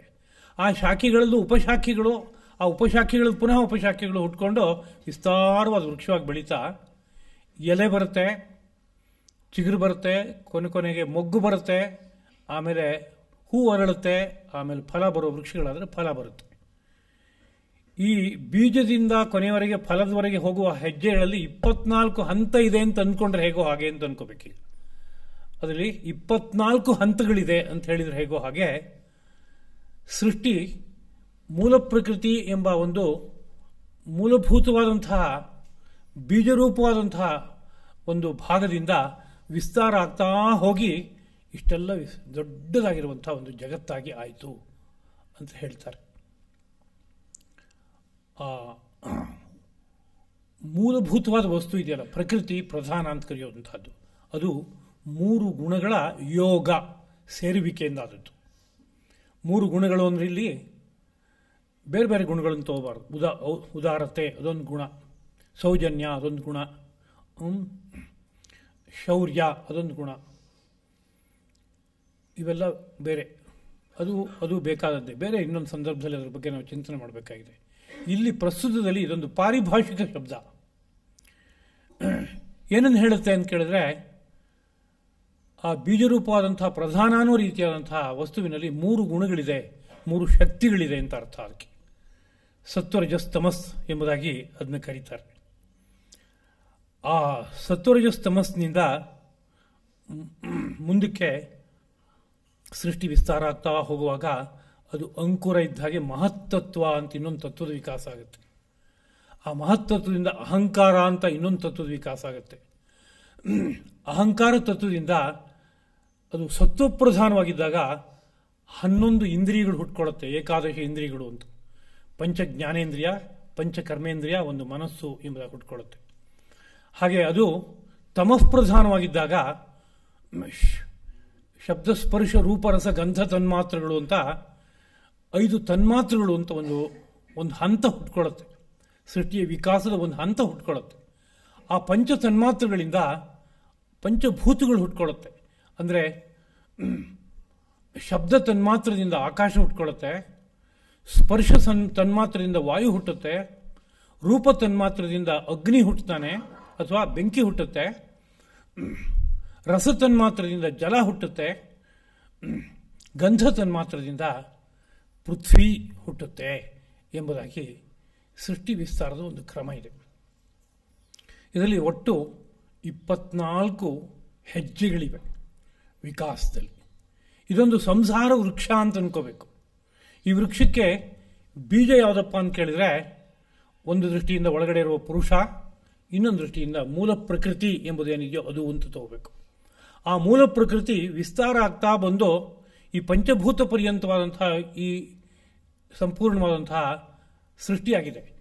ಅದೇ ರೀತಿಯಲ್ಲಿ ಇಲ್ಲಿ ಈ ಪಂಚಭೂತಮಯವಾಗಿರುವಂತಹ ಈ ಸೃಷ್ಟಿನಲ್ಲಿ ಏನೇನು ಬೇರೆ ಬೇರೆ ರೀತಿಯಾದ ದೇಹಗಳಿದೆಯೋ, ಅಂದರೆ ವೃಕ್ಷ ವನಸ್ಪತಿಗಳಿಗೆ ದೇಹ ಇದೆ, ಕ್ರಿಮಿಕೀಟಗಳಿಗೆ ದೇಹ ಇದೆ, ಪಶು ಪಕ್ಷಿಗಳಿಗೆ ದೇಹ ಇದೆ, ಮಾನವರಿಗೆ ದೇಹ ಇದೆ. ಇವೆಲ್ಲವೂ ಸಹ ಈ 24 ತತ್ವಗಳ ವಿಕಾಸದ ರೂಪದಲ್ಲಿ ಲೋಕಕ್ಕೆ ಬಂದಿವೆ. ಹೀಗಾದಾಗ ಇಲ್ಲಿ ಸತ್ವರಜಸ್ತಮೋ ಗುಣಗಳು ಬೇರೆ ಬೇರೆ ಪ್ರಮಾಣದಿಂದ ಯೋಗವನ್ನು ಹೊಂದುತ್ತಾ, ಸೇರುವಿಕೆಯನ್ನು ಹೊಂದುತ್ತಾ ಇಷ್ಟೆಲ್ಲ ವಿಸ್ತೃತವಾದಂತಹ ನಾನಾ ವಸ್ತು ಜಾಲ, ವಸ್ತು ಸಮೂಹ ಹುಟ್ಕೊಂಡಿದೆ. ಇಷ್ಟೆಲ್ಲ ವಸ್ತು ಸಮೂಹಕ್ಕೂ ಮೂಲಭೂತ ಪದಾರ್ಥ ಯಾವುದು ಅಂತ ಕೇಳಿದ್ರೆ ಸತ್ವಗುಣ, ರಜೋಗುಣ, ತಮೋಗುಣ ಇಷ್ಟೇನೆ. ಈ ಮೂರೇ ಇಷ್ಟೆಲ್ಲ ಮಾಡೋಕೆ ಸಾಧ್ಯ ಆಗುತ್ತಾ ಅಂದರೆ ಹೌದು. ಸೇರುವಿಕೆಯಲ್ಲಿ ಬೇರೆ ಬೇರೆ ಪ್ರಮಾಣದಲ್ಲಿ ಸೇರ್ತಾ ಇದೆ. ಅದು ಸತ್ವ ತುಂಬ ದೊಡ್ಡ ಪ್ರಮಾಣದಲ್ಲಿದ್ದು, ರಜಸ್ಸು ಅದಕ್ಕಿಂತ ಕಡಿಮೆ ಇದ್ದು, ತಮಸ್ಸು ಅದಕ್ಕಿಂತ ಕಡಿಮೆ ಇದ್ದಾಗ ಆ ಮೂರು ಸೇರಿದಾಗ ಒಂದು ಯೋಗ ಆಗುತ್ತೆ. ಅದರಿಂದ ಒಂಥರ ಸೃಷ್ಟಿ. ಹಾಗಲ್ಲ, ಸತ್ವ ರಜಸ್ಸು ಸಮ ಪ್ರಮಾಣದಲ್ಲಿದೆ, ತಮಸ್ಸು ಮಾತ್ರ ಅದಕ್ಕಿಂತ ಕಡಿಮೆ ಇದೆ, ಆಗ ಇನ್ನೊಂದು ಯೋಗ. ಹಾಗಲ್ಲ, ಸತ್ವಕ್ಕಿಂತ ರಜಸ್ಸು ಪ್ರಮಾಣದಲ್ಲಿ ಜಾಸ್ತಿ ಇದೆ, ಅದಕ್ಕಿಂತ ತಮಸ್ಸು ಕಡಿಮೆ ಇದೆ, ಆಗ ಇನ್ನೊಂದು ಯೋಗ. ಹೀಗೆ ಹುಡುಕ್ತಾ ಹೋದರೆ ನಾನಾ ಯೋಗಗಳಾಗತ್ತೆ. ಮೂರು ವಸ್ತುಗಳಿಂದ ಅನಲ್ಪವಾದ ಯೋಗ ಆಗುತ್ತೆ. ಆ ಅನಲ್ಪವಾದ ಯೋಗದ ಕಾರಣದಿಂದ ಇಷ್ಟೆಲ್ಲ ಸೃಷ್ಟಿಯೂ ಆಗಿದೆ ಅಂತ. ಅದನ್ನ ಸಾರವತ್ತಾಗಿ ಹೇಳೋದಾದ್ರೆ ಇಷ್ಟೆಲ್ಲ ಸೃಷ್ಟಿಯು ಏನಿದು ಅಂತ ಕೇಳಿದ್ರೆ ತ್ರಿಗುಣಗಳ ನಾನಾ ರೂಪಗಳು ಅಂತ. ಎಲ್ಲ ಶರೀರವೂ ತ್ರಿಗುಣಗಳ ನಾನಾ ರೂಪವು. ಪೃಥ್ವಿ, ಅಪ್ಪು, ತೇಜಸ್ಸು, ವಾಯು, ಆಕಾಶಗಳು ನಾನಾ ರೂಪಗಳು. ಈ ಭೂಮಿಯಲ್ಲಿರುವ ಸಮಗ್ರ ವಸ್ತುಗಳು ಸಹ ನಾನಾ ರೂಪಗಳು. ಉದಾಹರಣೆಗೆ ಒಂದೆರಡು ತೆಗೆದುಕೊಳ್ಳೋದಾದ್ರೆ, ವೃಕ್ಷ ಅಂತ ವೃಕ್ಷಗಳನ್ನು ಗಮನಿಸ್ತಾ ಹೋದರೆ ಅಶ್ವತ್ಥ ವೃಕ್ಷ ಇದೆಯಲ್ಲ, ಸತ್ವ ಪ್ರಧಾನ ಅಂತ ವೃಕ್ಷಗಳ ಗುಂಪಲ್ಲಿ ಅದನ್ನ ಕರೆಯೋದುಂಟು. ಅದೇ ಒಂದು ಗೋಬಳಿ ಮರ ಅಂತ ಇದೆ. ಅದೇ ರೀತಿಯಲ್ಲಿ ಕಂಟಕಗಳಿಂದ ಕೂಡಿರುವ ವೃಕ್ಷಗಳಿವೆ, ಮುಳ್ಳಿನಿಂದ ಕೂಡಿರುವಂಥ ವೃಕ್ಷಗಳಿದೆ. ಇದನ್ನು ರಜಸ್ಪ್ರಧಾನವಾದ ವೃಕ್ಷಗಳು ಅಂತ ಕರೆಯೋದುಂಟು. ಹಾಗೆ ಇನ್ನೊಂದು ತಮಃಪ್ರಧಾನವಾದ ವೃಕ್ಷ ಅಂತಿದೆ. ಉದಾಹರಣೆಗೆ ತಾರೆ ಮರ, ಹುಣಸೆ ಮರ, ಇವುಗಳಿಗೆ ತಮಃಪ್ರಧಾನವಾದ ವೃಕ್ಷಗಳು ಅಂತ ಕರೀತಾರೆ. ಹೊರಗಡೆಯಿಂದ ನೋಡಿದಾಗ ನಮಗೇನಾದ್ರು ವ್ಯತ್ಯಾಸ ಗೊತ್ತಾಗತ್ತಾ ಅಂದರೆ ಏನೂ ಗೊತ್ತಾಗಲ್ಲ. ನಮಗೆ ಯಾಕೆ ಗೊತ್ತಾಗ್ತಾ ಇಲ್ಲ ಅಂದರೆ ಸೂಕ್ಷ್ಮಾತಿ ಸೂಕ್ಷ್ಮವಾದ ಆ ವ್ಯತ್ಯಾಸಗಳನ್ನು ನಮ್ಮ ಈ ದೇಹವೆಂಬ ಯಂತ್ರ ಗುರುತಿಸೋಕ್ಕಾಗ್ತಾ ಇಲ್ಲ. ಇದರಲ್ಲಿ ಆ ಸೂಕ್ಷ್ಮಗ್ರಾಹಕ ಶಕ್ತಿ ಕಡಿಮೆ ಆಗಿಬಿಟ್ಟಿದೆ. ಆ ಸೂಕ್ಷ್ಮಗ್ರಾಹಕ ಶಕ್ತಿಯನ್ನೇನಾದ್ರು ನಾವು ಹಿಗ್ಗಿಸ್ಕೋತ ಹೋದರೆ, ಕಣ್ಣು ಮುಚ್ಚಿ ಕೂರಿಸಿದ್ರು ತಗೊಂಡೋಗಿ ಇದು ಯಾವುದೋ ಒಂದು ತಾಮಸ ವೃಕ್ಷದ ಕೆಳಗಡೆ ಕೂತಿದ್ದೀನಿ, ಇದು ಸಾತ್ವಿಕ ವೃಕ್ಷದ ಕೆಳಗಡೆ ಕೂತಿದ್ದೀನಿ, ಇಲ್ಲಿ ರಾಜಸ ವೃಕ್ಷದ ಕೆಳಗಡೆ ಕೂತ್ಕೊಂಡಿದ್ದೀನಿ ಅನ್ನೋ ರೀತಿಯಲ್ಲಿ ಸ್ಪಷ್ಟವಾಗಿ ಹೇಳೋಕೆ ಬರುತ್ತೆ. ಹೀಗೆ ವೃಕ್ಷಗಳಲ್ಲಿ 3 ವೈವಿಧ್ಯ. ಪ್ರಾಣಿಗಳಲ್ಲಿ ತೆಗೆದುಕೊಂಡ್ರೆ ಗೋವು ಸಾತ್ವಿಕವಾದಂಥ ಪ್ರಾಣಿಯ ವರ್ಗಕ್ಕೆ ಸೇರುತ್ತೆ, ನಾಯಿ ರಾಜಸವಾದಂಥ ವರ್ಗಕ್ಕೆ ಸೇರುತ್ತೆ, ಹಾಗೆ ಒಂದು ಎಮ್ಮೆ ಇದೆಯಲ್ಲ ಅದು ತಾಮಸ ವರ್ಗಕ್ಕೆ ಸೇರುತ್ತೆ. ಒಂದು ಉದಾಹರಣೆಯಾಗಿ ಕೊಟ್ಟೆ ಅಷ್ಟೇ. ಇದು ಮಾನವರನ್ನೇ ತೆಗೆದುಕೊಂಡ್ರೆ ಮಾನವರಲ್ಲಿ ಸಾತ್ವಿಕರು, ರಾಜಸರು ಮತ್ತು ತಾಮಸಿಗಳು ಅನ್ನೋ ರೀತಿಯಾದಂಥ 3 ಪ್ರಭೇದ ಅಲ್ಲೂ ಇದೆ. ಭೂಮಿಯನ್ನು ತೆಗೆದುಕೊಂಡ್ರೆ ಭೂಮಿಯಲ್ಲಿ ಸಾತ್ವಿಕ ಭೂಮಿ, ರಾಜಸ ಭೂಮಿ, ತಾಮಸ ಭೂಮಿ ಅಂತ 3 ವಿಭಾಗ ಇದೆ. ಸಾತ್ವಿಕ ಭೂಮಿ ಬಿಳಿಯ ಬಣ್ಣದಿಂದ ಕೂಡಿರುತ್ತೆ, ರಾಜಸ ಭೂಮಿ ಸ್ವಲ್ಪ ಕೆಂಪು ಮಿಶ್ರಿತವಾದ ಬಣ್ಣದಿಂದ ಕೂಡಿರುತ್ತೆ, ತಾಮಸ ಭೂಮಿ ಕಪ್ಪು ಬಣ್ಣದಿಂದ ಕೂಡಿರುತ್ತೆ. ಹೀಗೆ ಒಂದು ಹೊರಲಕ್ಷಣವನ್ನು ಹೇಳುವಂಥದ್ದು ಉಂಟು. ಗ್ರಹಗಳನ್ನು ತೆಗೆದುಕೊಂಡ್ರೆ ಹೊರಗಡೆಯಿಂದ ನೋಡಿದಾಗ ಎಲ್ಲವೂ ಬೆಳಗ್ತಾ ಇರುವ ಗೋಳಗಳು ಅಂತ ನಮಗೆ ಅಷ್ಟನ್ನಿಸುತ್ತೆ. ಆದರೆ ಅವುಗಳಲ್ಲಿ ಏನೋ ಒಂದು ಸತ್ವರಜಸ್ತಮಸ್ಸಿನ ಮೇಳನ ಇದೆಯಲ್ಲ, ಅದರಲ್ಲಿ ಯಾವುದಕ್ಕೆ ಪ್ರಾಧಾನ್ಯ ಇದೆ ಅನ್ನೋದ್ರ ಮೇಲೆ ಅಲ್ಲಿ 3 ವರ್ಗವನ್ನು ಹೇಳೋದುಂಟು. ಚಂದ್ರಾರ್ಕ ಜೀವಾಹ ಜ್ಞಸಿತೌ ಕುಜಾರ್ಕಿ ಯಥಾಕ್ರಮಂ ಸತ್ವರಜಸ್ತಮಾಂಸಿ. ಜ್ಯೋತಿಷಾಸ್ತ್ರದ ಮಾತು. ಚಂದ್ರ, ಸೂರ್ಯ ಮತ್ತು ಗುರು, ಈ 3 ಗ್ರಹಗಳು ಸಾತ್ವಿಕ ಗ್ರಹರು ಎಂಬುದಾಗಿ ಹೇಳೋದುಂಟು. ಬುಧ ಮತ್ತು ಶುಕ್ರರು ರಾಜಸ ಗ್ರಹ ಎಂಬುದಾಗಿ ಹೇಳುವುದುಂಟು. ಮಂಗಳ ಮತ್ತು ಶನಿ ಇವು ತಾಮಸ ಗ್ರಹ ಎಂಬುದಾಗಿ ಹೇಳುವುದುಂಟು. ಇವು ಅಷ್ಟೇ. ನಮ್ಮ ಹೊರಗಣ್ಣಿಂದ ನಮಗೇನು ಗೊತ್ತಾಗುತ್ತೆ ಈ ವಿಷಯದಲ್ಲಿ? ಏನೂ ಗೊತ್ತಾಗೋಲ್ಲ. ಸ್ವಲ್ಪ ಬಣ್ಣದಲ್ಲಿ ವ್ಯತ್ಯಾಸ ಇದೆ. ಕುಜಗ್ರಹ ನೋಡಿದ್ರೆ ಕೆಂಪಾಗಿ ಕಾಣಿಸ್ತಾನೆ, ಗುರು ನೋಡಿದ್ರೆ ಸ್ವಲ್ಪ ಹಳದಿ ಛಾಯಲ್ಲಿ ಕಾಣಿಸ್ತಾನೆ. ಈಗ ಸಣ್ಣ ವ್ಯತ್ಯಾಸ ಇದೆ. ಆದರೆ ಇದನ್ನು ಸಾತ್ವಿಕ, ಇದನ್ನು ರಾಜಸ, ಇದು ತಾಮಸ ಅಂತ ಕರೆಯೋದಕ್ಕೆ ಬೇಕಾಗುವಂತೆ ನಮಗೇನಾದರೂ ವಿಶ್ಲೇಷಣೆ ಮಾಡೋಕ್ಕೆ ಬರುತ್ತಾ ಅದನ್ನ ಅಂತ ಕೇಳಿದರೆ ಏನೂ ಬರ್ತಾ ಇಲ್ಲ. ನಮಗೆ ಆ ಬಗ್ಗೆ ಸರಿಯಾದ ತಿಳುವಳಿಕೆ ಇಲ್ಲ. ಇದೇ ರೀತಿಯಲ್ಲಿ ಆಹಾರ ವಸ್ತುಗಳನ್ನು ತೆಗೆದುಕೊಂಡ್ರೆ ಸಾತ್ವಿಕ ಆಹಾರ, ರಾಜಸ ಆಹಾರ, ತಾಮಸ ಆಹಾರ ಅಂತ 3 ವಿಭಾಗ. ಮುಂದೆ ಆ ಬಗ್ಗೆ ಭಗವದ್ಗೀತೆಯಲ್ಲೇ ವಿಸ್ತೃತವಾದಂಥ ಒಂದು ವರ್ಣನೆ ಸಿಗುತ್ತೆ. ಹಾಗೆ ಪದಾರ್ಥಗಳನ್ನು ತೆಗೆದುಕೊಂಡ್ರೂ ಸಹ ಎಲ್ಲ ಪದಾರ್ಥಗಳಲ್ಲೂ ಸಾತ್ವಿಕ, ರಾಜಸ, ತಾಮಸ ಅಂತ 3 ವಿಭಾಗವನ್ನು ಮಾಡಿರುವಂಥದ್ದುಂಟು. ಸುವರ್ಣ ಇದೆ, ಪರಮ ಸಾತ್ವಿಕವಾದಂಥ ಒಂದು ಪದಾರ್ಥ. ಕಬ್ಬಿಣ ಇದೆ, ತಾಮಸವಾದ ಪದಾರ್ಥ. ಹೀಗೆ ಎಲ್ಲ ಪದಾರ್ಥಗಳಲ್ಲೂ ಸಹ ವಿಭಾಗವನ್ನು ಮಾಡಿದ್ದಾರೆ ಅಂದರೆ ಕೂತ್ಕೊಂಡು ಬೇರೆ ಕೆಲಸ ಇರಲಿಲ್ಲ. ಈ ಎಲ್ಲ ಪದಾರ್ಥಗಳನ್ನು ಪಟ್ಟಿ ಮಾಡಿ ಒಂದೊಂದಕ್ಕೆ ಸೇರಿಸಿದ್ರು ಅಂತ ಅಂದ್ಕೊಂಡ್ರೆ ಮಹಾ ಮೂರ್ಖತನಾಗತ್ತೆ. ಇರುವ ಸತ್ಯವನ್ನು ಗುರುತಿಸಿ ಅದರ ಬಗ್ಗೆ ಮಾತನಾಡಿದ್ರು ಅಂತ ಅಭಿಪ್ರಾಯವನ್ನು ತೆಗೆದುಕೋಬೇಕಾಗತ್ತೆ. ಇಂತಹ ಒಂದು ವಿಶಿಷ್ಟವಾದ ಈ ಪ್ರಕೃತಿಯಲ್ಲಿ ನಾವೆಲ್ಲ ಬಂದು ವಾಸ ಮಾಡ್ತಾ ಇದ್ದೀವಿ. ಜೀವ ಇಲ್ಲಿ ಬಂದು ಒಂದು ಮೈಯನ್ನು ಹೊತ್ತು ವಾಸ ಮಾಡ್ತಾ ಇದೆ. ಈ ಮೈಯೂ ಸಹ ಸಾತ್ವಿಕವಾಗಿರ್ಬೋದು, ರಾಜಸ್ವಾಗಿರ್ಬೋದು, ತಾಮಸವಾಗಿರ್ಬೋದು. ಮೈ ಮಾತ್ರ ಅಲ್ಲ, ಈ ಮೈನಲ್ಲಿ ಏನೇನು ಸೇರ್ಕೊಂಡಿದೆಯೋ ಅವುಗಳಲ್ಲೆಲ್ಲ ಈ ಪ್ರಭೇದ ಇರುತ್ತೆ. ಉದಾಹರಣೆಗೆ ಪಂಚೇಂದ್ರಿಯಗಳು, ಅದು ಸಾತ್ವಿಕ, ರಾಜಸ, ತಾಮಸ ಈ ವರ್ಗಕ್ಕೆ ಸೇರಿರ್ಬೋದು. ಪಂಚ ಜ್ಞಾನೇಂದ್ರಿಯವೂ ಸೇರಿರ್ಬೋದು, ಪಂಚಕರ್ಮೇಂದ್ರಿಯವೂ ಸೇರಿರ್ಬೋದು. ಅದೇ ರೀತಿಯಲ್ಲಿ ಮನಸ್ಸು, ಬುದ್ಧಿ ಇವುಗಳು ಕೂಡ ಸಾತ್ವಿಕವೋ, ರಾಜಸಿಕವೋ, ತಾಮಸಿಕವೋ ಅನ್ನೋ ವರ್ಗಕ್ಕೆ ಸೇರಿರ್ಬೋದು. ಹೀಗಿರುವಂತಹ ಒಂದು ಒಡಲಿನಲ್ಲಿ ಬಂದು ಸೇರಿರುವಂತಹ ಜೀವ ಒಂದು ಮಾಯೆಗೆ ತುತ್ತಾಗ್ತಾನೆ ಅನ್ನೋ ವಿಷಯವನ್ನು ಹೇಳ್ತಾ ಇದೆ. ಹೇಗೆ ಅಂತ ಕೇಳಿದ್ರೆ, ಈ ಪ್ರಕೃತಿಯಲ್ಲಿರುವಂತಹ ಸತ್ವರಜಸ್ ತಮಸ್ಸು ಅನ್ನೋದೇನಿದೆ, ಇವುಗಳ ಒಂದು ಕಾರಣದಿಂದಾಗಿ ಅವನು ಸರ್ವಶಃ ಲೌಕಿಕ ಶಾಸ್ತ್ರೀಯವಾದಂತಹ ಎಲ್ಲ ಕರ್ಮಗಳು ಅವನಿಗೆ ನಡೆದು ಹೋಗ್ತಾ ಇದೆ. ಅಂದರೆ ಈ 3 ಗುಣಗಳ ಕಾರಣದಿಂದಾಗಿ ಭಿನ್ನ ಭಿನ್ನವಾದ ರೀತಿಯಲ್ಲಿ ಕರ್ಮಗಳು ನಡೆಯುತ್ತೆ. ಒಬ್ಬ ಸಾತ್ವಿಕನ ಕರ್ಮ ಬೇರೆ ತರಹ ಇರುತ್ತೆ. ಅವನು ಅವರಿವ್ರ ಮೇಲೆ ದಯ ತೋರಿಸೋದಕ್ಕೆ ಇಷ್ಟಪಡ್ತಾ ಇರ್ತಾನೆ, ಅದಕ್ಕಾಗಿ ಶ್ರಮಿಸ್ತಾ ಇರ್ತಾನೆ. ಅವನು ಏಕಾಂತವಾಸ ಮಾಡಬೇಕು ಅಂತ ಇಷ್ಟಪಡ್ತಾನೆ, ಮೌನವಾಗಿರಬೇಕು ಅಂತ ಇಷ್ಟಪಡ್ತಾನೆ. ಏನೋ ತನಗೆ ಮೀರಿದ ಅದ್ಭುತವಾದಂಥ ಒಂದು ಶಕ್ತಿ ಇದೆ, ಚೈತನ್ಯ ಇದೆ, ಅದನ್ನು ಧ್ಯಾನ ಮಾಡಬೇಕು ಅಂತ ಆಲೋಚನೆ ಮಾಡ್ತಾನೆ. ಹೀಗೆ ನಾನಾ ರೂಪದಲ್ಲಿ ಅವನದೇ ಆದಂಥ ಒಂದು ನಡವಳಿಕೆ ಬರುತ್ತೆ. ಅದು ಪ್ರಕೃತಿಯೇ ತಂದುಕೊಟ್ಟ ಕರ್ಮ. ಅದಕ್ಕೆ ತಕ್ಕಂತೆ ವೇದವೂ ಸಹ ಅವನು ಸಾತ್ವಿಕನಾದರೆ ಅವನು ಈ ತರಹದ ಕರ್ಮಗಳನ್ನು ನಡೆಸಬೇಕು ಅಂತ ಶಾಸ್ತ್ರೀಯವಾದಂಥ ಕರ್ಮಗಳನ್ನು ಕೊಟ್ಟಿದೆ. ಅವನ ನಡೆಯಲ್ಲೇ ಒಂದಷ್ಟು ಕರ್ಮ ಇದೆ, ಅದು ಸಹಜವಾಗಿ ತಾನಾಗೆ ಬರುತ್ತೆ. ಅದಲ್ಲದೆ ಶಾಸ್ತ್ರವೂ ಸಹ, ಶಾಸ್ತ್ರ ಅಂದರೆ ವೇದ ಅಂತಲೇ ಅರ್ಥ, ಅದೂ ಸಹ ಕೆಲವು ಕರ್ಮಗಳನ್ನು ಶಾಸ್ತ್ರ ಮಾಡುತ್ತೆ. ಅದೇ ರೀತಿಯಲ್ಲಿ ರಜಸ್ ಇದೆಯಲ್ಲ, ಅದೂ ಕೂಡ ಏನು ಮಾಡುತ್ತೆ ಅಂತ ಕೇಳಿದ್ರೆ, ಯಾವುದೋ ಒಂದು ಮನಸ್ಸಿಗೋ, ಬುದ್ಧಿಗೋ, ದೇಹಕ್ಕೋ ಯಾವುದೋ ಒಂದು ಜಾಗದಲ್ಲಿ ಅಥವಾ ಪೂರ್ಣ ಭಾಗದಲ್ಲಿ ತುಂಬಿಕೊಂಡಿದ್ದಾಗಿ ಅದರ ಪರಿಣಾಮವಾಗಿ ಅನೇಕ ರೀತಿಯಾದಂಥ ನಡೆಯುತ್ತಿರುತ್ತೆ. ಉದಾಹರಣೆಗೆ ಕಣ್ಣು ಆ ಕಡೆ ಈ ಕಡೆ ನಿರಂತರವಾಗಿ ಓಡಾಡ್ತಾ ಇರುತ್ತೆ ಕೆಲವರಿಗೆ, ಅದು ರಜೋಗುಣದ ಲಕ್ಷಣ ಅದು. ಹಾಗೆ ಕೈಯನ್ನು ಸುಮ್ಮನೆ ಇಟ್ಕೊಳ್ಳೋಕ್ಕಾಗಲ್ಲ, ಸುಮ್ಮನೆ ಒಂದು ಚೇಷ್ಟೆ ಮಾಡ್ತಾನೇ ಇರಬೇಕು ಅನ್ನೋ ರೀತಿಯ ಸ್ಥಿತಿ ಇರುತ್ತೆ ಅವರಿಗೆ. ಹಿಂಗೆ ಕೈ ಕುಣಿಸ್ಬೇಕು, ಹಿಂಗೆ ಅನ್ಬೇಕು, ಯಾವುದೋ ರೀತಿಯಾದ ಚೇಷ್ಟೆ ಮಾಡಬೇಕು ಅಂತ ಅನಿಸ್ತಾ ಇದೆ. ರಜೋಗುಣದ ಲಕ್ಷಣ ಅದು. ಇದೇ ರೀತಿಯಲ್ಲಿ ತಮೋಗುಣದ ಲಕ್ಷಣಗಳು ಆಯಾ ಒಂದೊಂದು ಪ್ರಕೃತಿನಲ್ಲಿ ಇರುತ್ತೆ. ಅದಕ್ಕೆ ತಕ್ಕಂತೆ ಒಂದು ಸಹಜ ಕರ್ಮ ಅನ್ನೋದು ಉಂಟು, ಸಹಜವಾದ ನಡೆ ಅವನಿಗೆ ಉಂಟು.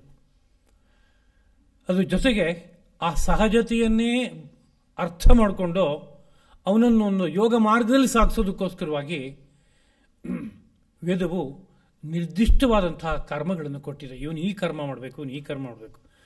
ಅದು ಕೊಡೋಕೆ ಹಿಂದ್ಗಡೆಗೆ ಒಂದು ವಿಜ್ಞಾನ ಇದೆ. ಏನು ವಿಜ್ಞಾನ ಇದೆ ಅಂದರೆ, ಇವನು ಈ ಕರ್ಮ ಮಾಡದೆ ಹೋದಾಗ ಇದರ ಪರಿಣಾಮವಾಗಿ ಒಂದು ಶಾಂತವಾದ ಸ್ಥಿತಿ ಅವನಿಗೆ ಸಿಗುತ್ತೆ. ಆಗ ಅವನು ತನ್ನೊಳಗಡೆ ಇರೋ ಬೆಳಕನ್ನು ನೋಡೋಕ್ಕಾಗತ್ತೆ. ಈ ಮರ್ಮವನ್ನು ಮಹರ್ಷಿಗಳಾಗಿ ಭೂತ ಭವಿಷ್ಯದ ವರ್ತಮಾನ ಕಾಲಗಳನ್ನು ಅರ್ಥ ಮಾಡಿಕೊಂಡವರಾಗಿ,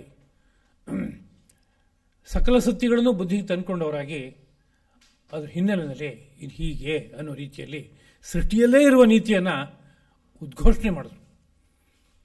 ಅದು ಶಾಸ್ತ್ರವಾಗಿ ಹೊರಗಡೆ ಬಂದಿದೆ. ಹೀಗಿರುವಾಗ ಅಹಂಕಾರ ವಿಮೂಢ ಆತ್ಮ ಅನ್ನುವಾಗ ಆತ್ಮ ಅನ್ನೋ ಶಬ್ದ ಬಂತು. ಆತ್ಮ ಅನ್ನೋ ಶಬ್ದ ಆಪ್ನೋತಿ ಅನ್ನೋದ್ರ ಮೇಲೆ ಆಗಿದೆ. ವ್ಯಾಪಕವಾಗಿರುವಂತಹ ಒಂದು ತತ್ವ ಅಂತ ಅರ್ಥ. ಈ ಸಂಸಾರ ಚಕ್ರದಲ್ಲಿ ಬಂದು ಸಿಕ್ಕೊಂಡಾಗ ಅದಕ್ಕೆ ಜೀವ ಅನ್ನೋ ಉಪಾಧಿಯ ಹೆಸರು ಬರುತ್ತೆ. ಅದನ್ನು ಉಪನಿಷತ್ತು ಬಹಳ ದೊಡ್ಡ ಪರಮಾತ್ಮ ರೂಪವಾದ ಬೆಳಕಿನ ಒಂದು ಸಣ್ಣ ಕಿಡಿ, ಒಂದು ವಿಸ್ಫುಲಿಂಗ ಎಂಬುದಾಗಿ ಕರೆಯೋದುಂಟು. ಅಂತಹ ಆತ್ಮ ಅದು ಮೂಲತಃ ಒಂದು ಬೆಳಕು, ಅಪಾರವಾದ ಪ್ರಕಾಶ, ಅದರಲ್ಲಿ ತುಂಬ ತಂಪನ್ನುಂಟು ಮಾಡುವಂತಹ ಒಂದು ವಿಶಿಷ್ಟವಾದ ಬೆಳಕು.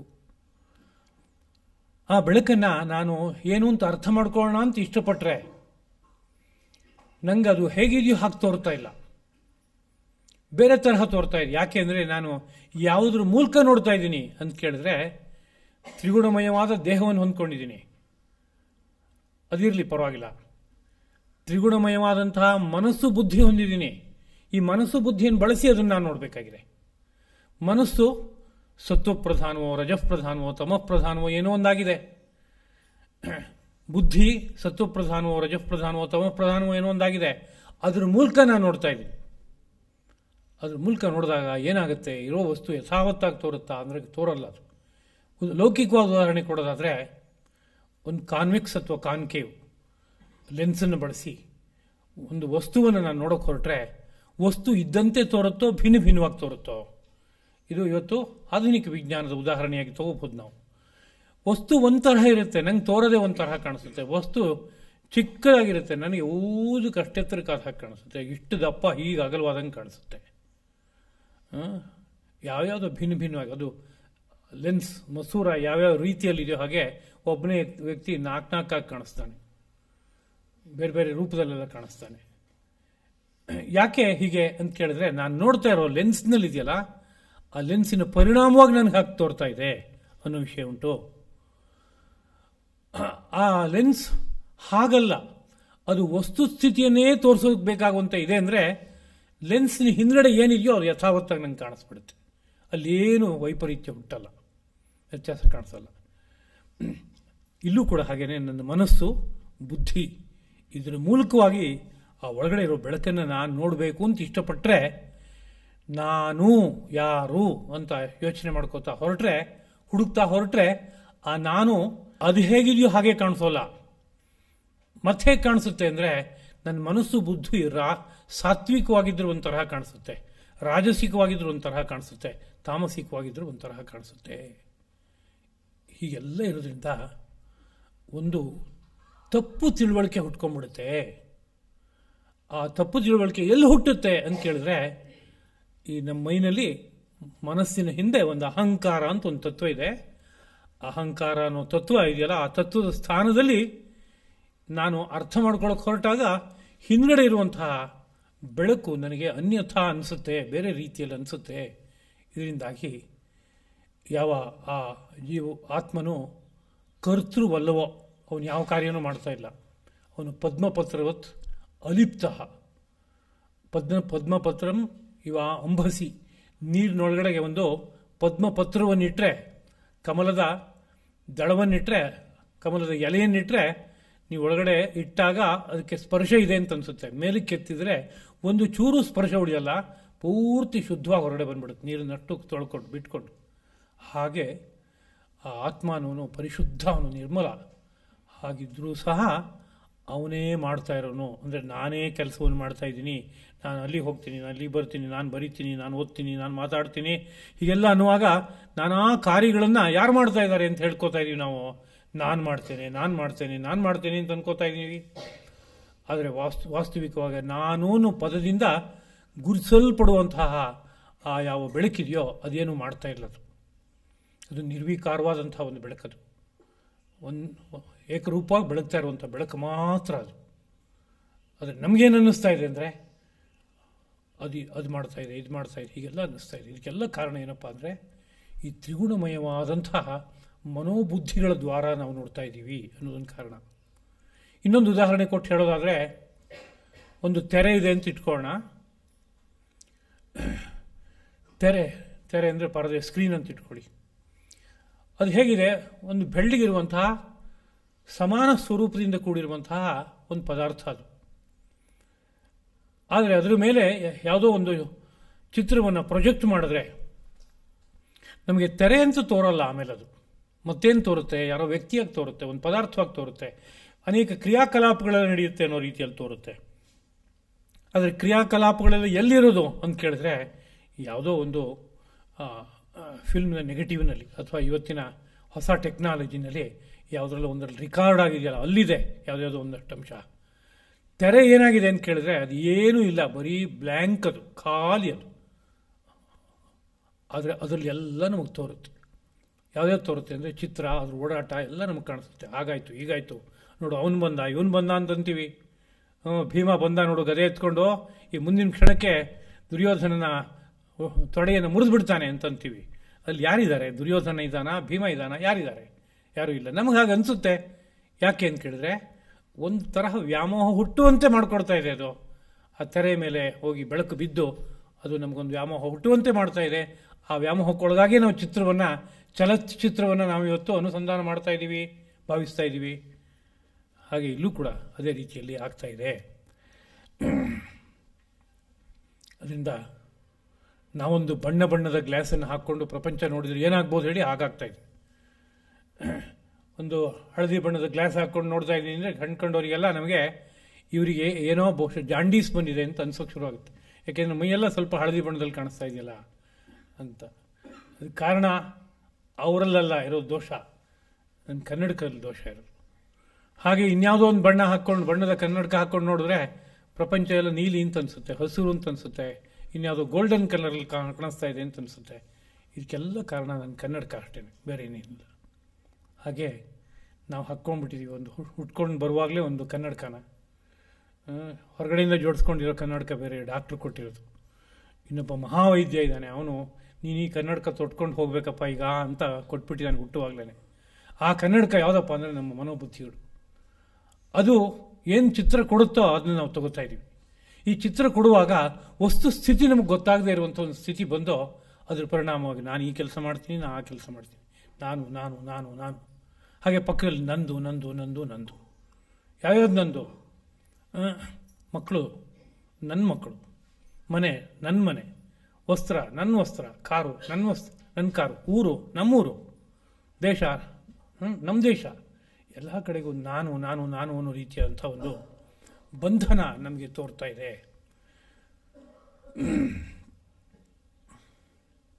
ಅದರಿಂದ ತಾತ್ಪರ್ಯ ಏನಪ್ಪ ಅಂದರೆ ನಾನು ಅನ್ನುವ ಯಾವ ಆತ್ಮನಿದಾನೋ ಅವನು ಕರ್ತೃ ಒಲ್ಲದೆ ಹೋದರೂ, ಅವನು ಯಾವುದೇ ಕರ್ಮವನ್ನು ಮಾಡದೇ ಇದ್ದವನಾದರೂ ಸಹ ನಮಗೆ ಎಲ್ಲ ಕರ್ಮವನ್ನು ಮಾಡಿಸ್ತಾ ಇದ್ದಾನೆ ಅನ್ನೋ ರೀತಿಯಲ್ಲಿ ಅನಿಸುತ್ತೆ.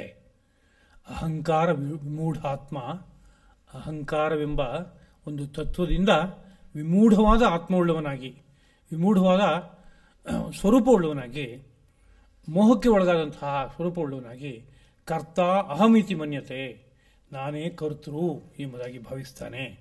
ಇದನ್ನು ಸಾವಧಾನವಾಗಿ ನಮ್ಮ ಮನೋಬುದ್ಧಿಗಳಿಗೆ ತಂದ್ಕೋಬೇಕಾಗುತ್ತೆ. ಇದೊಂದು ಪ್ರಯೋಗಶಾಸ್ತ್ರ, ಕಾಲ್ಪನಿಕ ಅಲ್ಲ. ಇದಕ್ಕೆ ಪ್ರಯೋಗಶಾಸ್ತ್ರ ಅಂತ ಹೇಳೋಕೆ ಕಾರಣ ಏನಪ್ಪ ಅಂದರೆ, ಸಾಂಖ್ಯದ ಪಕ್ಕದಲ್ಲೇ ಒಂದು ಶಾಸ್ತ್ರ ಇದೆ, ಯೋಗಶಾಸ್ತ್ರ ಅಂತ. ಯೋಗಶಾಸ್ತ್ರವನ್ನು ಪ್ರಯೋಗಶಾಸ್ತ್ರ ಅಂತ ಕರೀತಾರೆ, ಸಾಂಖ್ಯಶಾಸ್ತ್ರವನ್ನು ಸೈದ್ಧಾಂತಿಕ ಎಂಬುದಾಗಿ ಹೇಳೋದುಂಟು. ಒಂದು ಥಿಯರಿ ಹೇಳುತ್ತೆ, ಪಕ್ಕದಲ್ಲಿ ಇನ್ನೊಂದು ಅದಕ್ಕೆ ಬೇಕಾಗುವ ಪ್ರಾಕ್ಟಿಕಲ್ ಹೇಳುತ್ತೆ ಅಂತ ಇಂಥ ಮಾತುಗಳನ್ನು ಆಡಿರುವಂಥದ್ದು ಉಂಟು. ಈ ಪ್ರಾಕ್ಟಿಕಲ್ ಹೇಳ್ತಾ ಇರುವಂತಹ ಯೋಗಶಾಸ್ತ್ರದಲ್ಲಿ ಇದನ್ನೆಲ್ಲ ಹೌದೋ ಅಲ್ವೋ ಅಂತ ಪರಿಶೀಲನೆ ಮಾಡಿ ನಿರ್ಣಯ ಮಾಡೋಕೆ ಬೇಕಾಗುವಂಥ ಮಾರ್ಗಗಳನ್ನು ಕೊಟ್ಟಿದ್ದಾರೆ. ದೇಹವನ್ನು, ಮನಸ್ಸನ್ನು, ಇಂದ್ರಿಯಗಳನ್ನು ಪಳಗಿಸ್ತಾ ಹೋದರೆ ಆಗ ಗೊತ್ತಾಗುವ ನಾನೇ ಬೇರೆ ಆಗಿಬಿಡುತ್ತೆ. ಯಾವುದಾದ್ರು ಒಂದು ಕೊಳದಲ್ಲಿ ಅಲೆಗಳು ಹೇಳ್ತಾ ಇದೆ ಅಂತಿದ್ದೋ, ನಾವು ರಾತ್ರಿ ವೇಳೆಗೆ ಹೋಗಿದ್ದೀವಿ, ಪೂರ್ಣಿಮಾ ಚಂದ್ರನ ಪ್ರಕಾಶ ಇದೆ ಅಂತಿದ್ರೆ ಆ ಪೂರ್ಣಿಮಾ ಚಂದ್ರನ ಪ್ರತಿಬಿಂಬ ಕೊಳದಲ್ಲಿ ಬಿದ್ದಿರುತ್ತೆ. ಬಿದ್ದಾಗ ನಾವು ಆ ಪ್ರತಿಬಿಂಬ ನೋಡ್ತಾ ಇದ್ರೆ ಚಂದ್ರ ಹಿಂಗೆ ಅಲಗಾಡ್ತಾ ಇದ್ದಾಗ ಕಾಣಿಸುತ್ತೆ ಅಲ್ವಾ? ನೀವು ನೋಡಿದ್ದೀರಲ್ವಾ ಚಂದ್ರ ಹೀಗೆ ಅಲಗಾಡ್ತಾ ಇದ್ದಾನೆ ಅಂತ. ತುಂಬ ಹೊತ್ತು ನೋಡ್ತಾ ಇದ್ರೆ ಪೂರ್ತಿಯಾಗಿ ಚಂದ್ರ ಅಲಗಾಡ್ತಾ ಇದ್ದಾನೇನೇ ತೀರ್ಮಾನಕ್ಕೆ ಬಂದ್ಬಿಡ್ತೀವಿ. ಅದನ್ನ ಬಿಟ್ಟು ಬೇರೆ ಕಡೆ ನೋಡಿದ್ರೆ ಮಾತ್ರ ಗೊತ್ತಾಗುತ್ತೆ. ಟ್ರೈನಲ್ಲಿ ಹೋಗ್ತಾ ಇರುವ ಕೆಲವು ಸರಿಯಲ್ಲಿ ಪಕ್ಕದ ಗಾಡಿ ಹೋಗ್ತಾ ಇರುತ್ತೆ, ಆಗ ನಾವು ಹೋಗ್ತಾ ಇದ್ದೀವಿ ಅಂತ ಅನಿಸುತ್ತೆ. ಏನೋ ಒಂದು ಭ್ರಮೆ ಹುಟ್ಟುತ್ತೆ. ಹಾಗೆ ಒಂದು ಸಣ್ಣ ವಿಷಯದಲ್ಲಿ ಒಂದು ಭ್ರಮೆ ಬರುತ್ತೆ. ಒಂದು ಟ್ರೈನಲ್ಲಿ ಹೋಗುವಾಗ 10 ನಿಮಿಷದಲ್ಲಿ ಒಂದು ಭ್ರಮೆ ನಮಗೆ ಗೋಚರವಾಗ್ಬಿಡೋದುಂಟು. ಹೀಗಿರುವಾಗ ಈ ಸಂಸಾರದ ದೊಡ್ಡ ಯಾತ್ರೆಯಲ್ಲಿ, ದೊಡ್ಡ ಉಗಿಬಂಡಿ ಯಾತ್ರೆ ಅಂತ ಇಟ್ಕೊಳ್ಳಿ, ಬಹಳ ದೊಡ್ಡ ಯಾತ್ರೆಯಲ್ಲಿ ಒಂದು ದೊಡ್ಡ ಭ್ರಮೆ ಹುಟ್ಕೊಂಡು ನಾನು ಇದನ್ನು ಮಾಡ್ತಾ ಇದ್ದೀನಿ, ನಾನು ಅದನ್ನು ಮಾಡ್ತಾ ಇದ್ದೀನಿ ಅಂತ ಅಂದ್ಕೋತಾ ಇರೋದ್ರಿಂದ ಆ ಕರ್ಮಗಳ ಬಂಧನ ನನಗೆ ಬರ್ತಾ ಇದೆ. ಆ ಕರ್ಮಗಳ ಫಲವನ್ನು ಅನುಭವಿಸಬೇಕಾದ ಸ್ಥಿತಿ ನನಗೆ ಬರ್ತಾ ಇದೆ. ಕರ್ಮ ನಾನು ಮಾಡೋನು ಅಲ್ಲ ಅಂತ ಅನ್ನೋದೇನಾದ್ರು ಸ್ಪಷ್ಟವಾಗಿ ಹೋದರೆ ಕರ್ಮ ಮಾಡಿದರೆ ಯಾವುದರ ಫಲವೂ ನನಗೆ ಬರೋಲ್ಲ ಅನ್ನೋ ಅಂಶವನ್ನು ಜ್ಞಾಪಿಸ್ತಾ ಇದ್ದಾರೆ.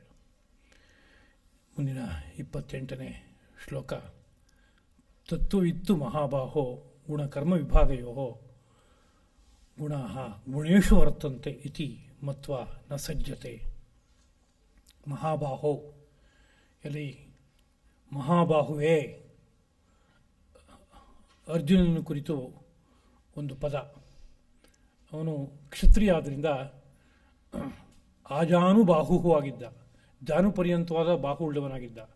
ಅದು ಅತ್ಯಂತ ಬಲಿಷ್ಠವಾದ ಬಾಹು, ಜನ್ಮಜಾತವಾಗಿ ಹಾಗೆ ಬಂದಿದೆ. ಯಾಕೆಂದರೆ ಕ್ಷತ್ರಿಯ ಧರ್ಮ ಅದು. ಅವನು ಆ ಕಾರ್ಯನಿರ್ವಾಹ ಮಾಡಬೇಕಾದ್ರೆ ಹಾಗೆ ಅವನ ಮೈಕಟ್ಟು ಇರಬೇಕು. ಸೃಷ್ಟಿಯೇ ಹಾಗೆ ಅವನ ಮೈಕಟ್ಟನ್ನು ಕೊಟ್ಟಿರುತ್ತೆ. ಅದರಿಂದ ಅವನ ವೈಶಿಷ್ಟ್ಯ ಅದು, ಅವನ ಹಿರಿತನಕ್ಕೆ ಕಾರಣ ಆಗುತ್ತೆ ಅದು, ಆ ಬಾಹುಗಳು ಆಗಿರೋದು. ಅದರಿಂದ ಆ ಹಿರಿತನವನ್ನು ಜ್ಞಾಪಿಸಿ ಆಡುವಂಥ ಒಂದು ಪದ, ಹೇ ಮಹಾಬಾಹುವೇ ಅಂತ. ಗುಣಕರ್ಮ ವಿಭಾಗಯೋ ತತ್ವವಿತ್ತು. ಗುಣ ಮತ್ತು ಅದರಿಂದ ಹುಟ್ಟುವಂತಹ ಕರ್ಮ, ಇವುಗಳಲ್ಲಿ ಬೇರೆ ಬೇರೆ ವಿಭಾಗ ಇದೆ ಅನ್ನುವ ತತ್ವವನ್ನು ಯಾರು ವಿತ್ ಅಂದರೆ ತಿಳ್ಕೊಳ್ತಾನೋ, ತತ್ವವಿತ್ತು ಅಂದರೆ ಆ ಗುಣ ಮತ್ತು ಕರ್ಮಗಳಲ್ಲಿ ಬೇರೆ ಬೇರೆ ವಿಭಾಗ ಇದೆ. ಗುಣಗಳಲ್ಲಿ ಸತ್ವರಜಸ್ ತಮಸ್ ಅನ್ನೋ 3 ವಿಭಾಗ ಇದೆ. ಅದಕ್ಕೆ ಅನುಗುಣವಾದ ಕರ್ಮ ಅಂತ ಇನ್ನೊಂದಿದೆ. ಇದೆರಡು ಹೀಗೆ ಬಂತು ಅನ್ನುವ ತತ್ವವನ್ನು ಯಾರು ಅರ್ಥ ಮಾಡ್ಕೋತಾನೋ ಅವನು ಗುಣಾಃ, ಸತ್ವರಜಸ್ ತಮಸ್ಸುಗಳು ಗುಣೇಶು ವರ್ತಂತೆ. ಈ ಗುಣಗಳಿಂದ ಕೂಡಿರುವಂತಹ ಈ ಪದಾರ್ಥಗಳಲ್ಲಿ, ನಮ್ಮ ಸುತ್ತಮುತ್ತಲು ನಮ್ಮ ಮಾತು ಕತೆ ವ್ಯವಹಾರಗಳಿಗೆ ವಿಷಯವಾಗಿರುವಂತಹ ನಾನಾ ವಸ್ತುಗಳಿದೆಯಲ್ಲ, ವಿಷಯಗಳಿದೆಯಲ್ಲ, ಅವುಗಳಲ್ಲಿ ಆ ಗುಣ ಇದೆ. ಸತ್ವರಜಸ್ ತಮಸ್ಸಿದೆ. ಯಾವ ಮೂಲ ಪ್ರಕೃತಿಯಲ್ಲಿರುವ ಸತ್ವರಜಸ್ ತಮಸ್ಸಿದೆಯೋ ಅದೇ ಆ 3 ಗುಣಗಳು ಈ ಪದಾರ್ಥಗಳಲ್ಲೆಲ್ಲ ಇದೆ. ಇದನ್ನು ಅರ್ಥ ಮಾಡಿಕೊಂಡು ಮತ್ತೆ ಎಲ್ಲಿಲ್ಲ ಅದು ಅಂತ ಕೇಳಿದ್ರೆ, ಆ ಒಳಗಡೆ ಇರುವ ಆತ್ಮ ಅನ್ನೋ ವಸ್ತು ಏನಿದೆಯೋ ಅಲ್ಲಿ ಆ ಗುಣಗಳಿಲ್ಲ ಎಂಬುದನ್ನು ಮತ್ವ ತಿಳಿದು ನ ಸಜ್ಜತೆ, ಅವನು ಸಕ್ತನಾಗೋದಿಲ್ಲ, ಅಂಟ್ಕೊಳ್ಳಲ್ಲ, ಅಥವಾ ಪ್ರವೃತ್ತನಾಗೋದಿಲ್ಲ ಕರ್ಮಗಳಲ್ಲಿ ಪ್ರವೃತ್ತನಾಗೋಲ್ಲ. ಅಂದರೆ ಅಜ್ಞರು ಹೇಗೆ ತೊಡಗ್ತಾರೋ ಕರ್ಮಗಳಲ್ಲಿ ಹಾಗೆ ತೊಡಗೋಲ್ಲ ಅನ್ನೋ ಸ್ಥಿತಿ ಉಂಟಾಗುತ್ತೆ.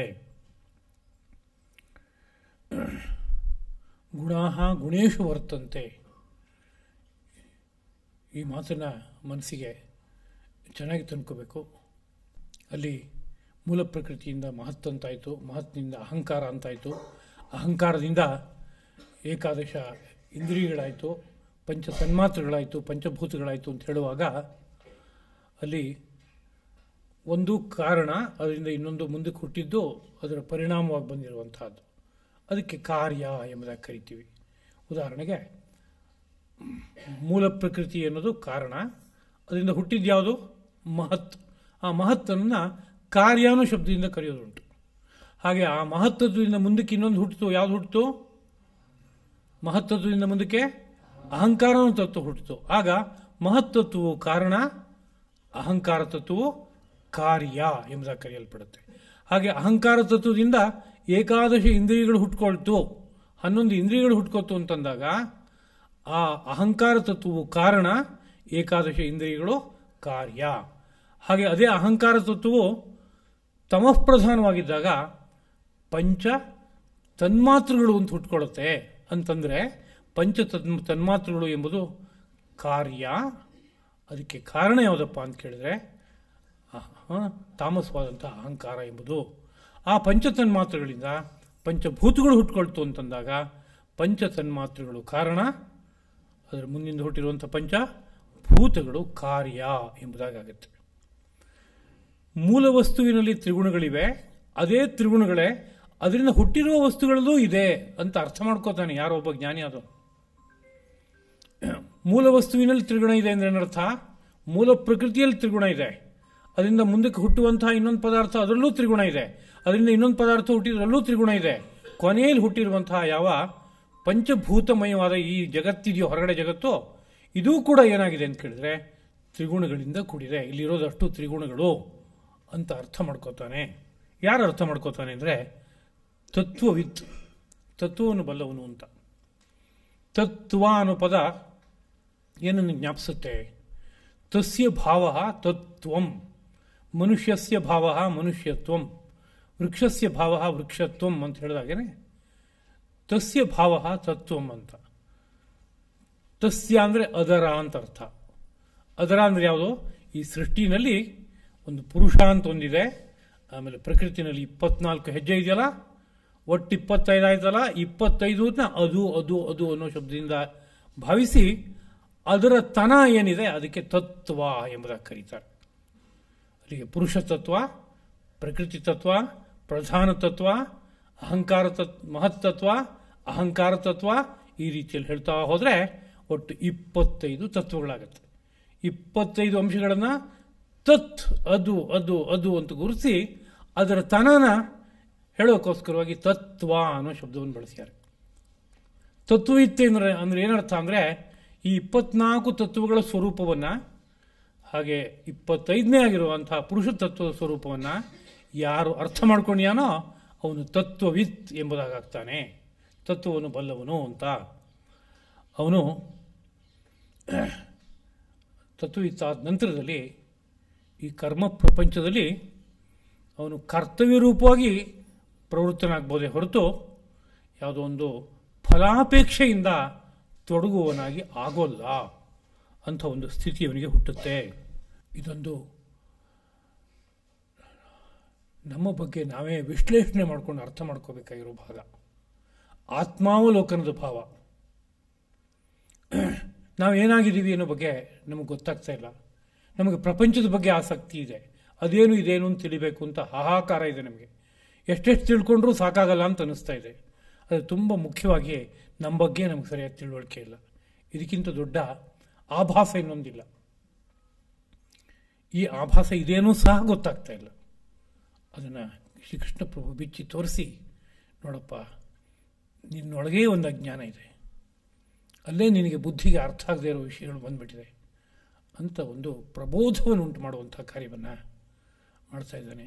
ಎಲ್ಲ ಲೋಕವು ಒಂದು ಪ್ರಬೋಧವನ್ನು ಪಡಿಬೇಕಾದ್ರೆ ಈ ಮಾತಿನ ಹಿಂದ್ಗಡೆಗೆ ಕೃಷ್ಣನ ಭಾವ ಏನಿದೆ, ನಾವು ಏನಾಗಬೇಕು, ಎಲ್ಲಿದ್ದೀವಿ ನಾವು ಅನ್ನೋದನ್ನು ಅರ್ಥ ಮಾಡ್ಕೋತ ಹೋಗೋದಾದರೆ ಒಂದು ದಿವಸ ಆ ಸತ್ಯವನ್ನು ನೋಡೋಕ್ಕಾಗತ್ತೆ, ಗುರಿ ತಲುಪೋದಕ್ಕಾಗತ್ತೆ ಅನ್ನೋದು ತಾತ್ಪರ್ಯ.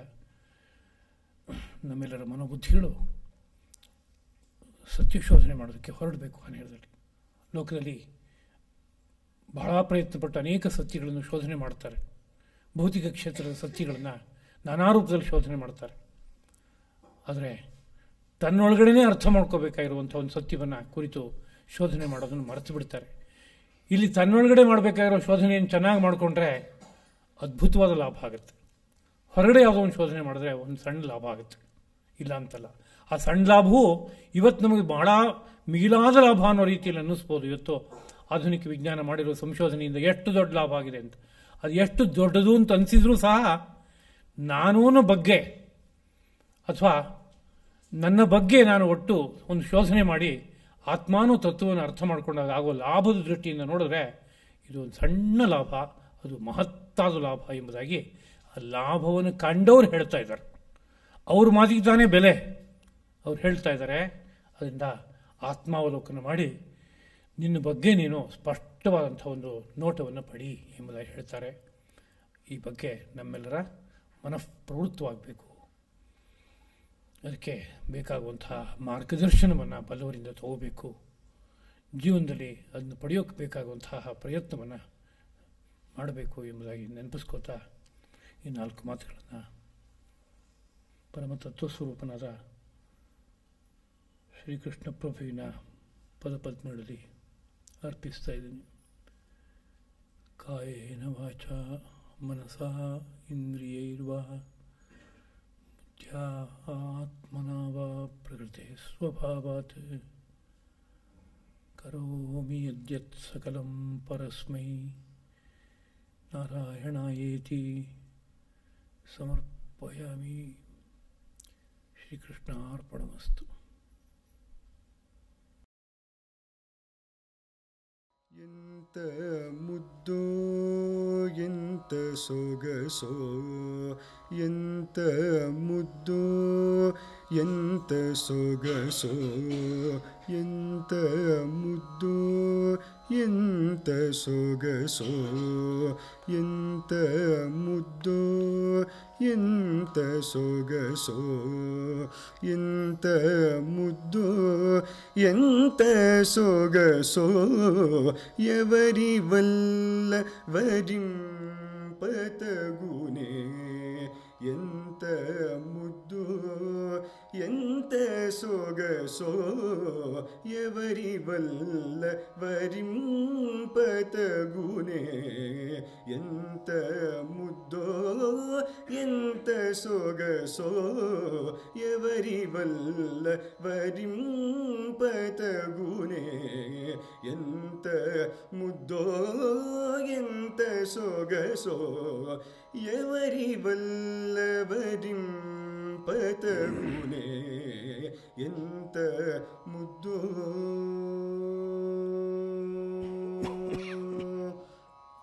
రామ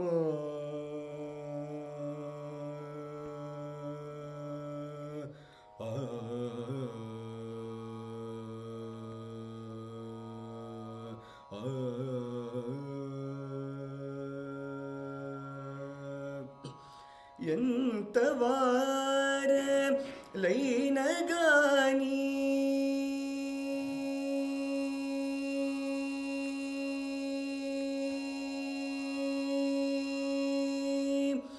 ఎంత వారలైనగాని, ఎంత వారలైనగాని, ఎంత వారలైనగాని, కాంత చింత క్రాంతులైనారు, ఎంత వారలైనగాని, కాంత చింత క్రాంతులైనారు, ఎంత ముద్దో ఎంత సొగసో, ఎవరి వల్ల వరింపతగునే, ఎంత ముద్దో.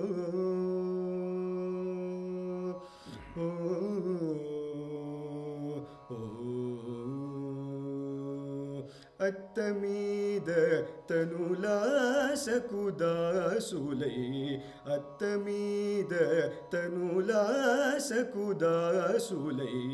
సత్త భాగవత లేసులైరి, దుత్తపాల రుచి దలియు సామ్యమే,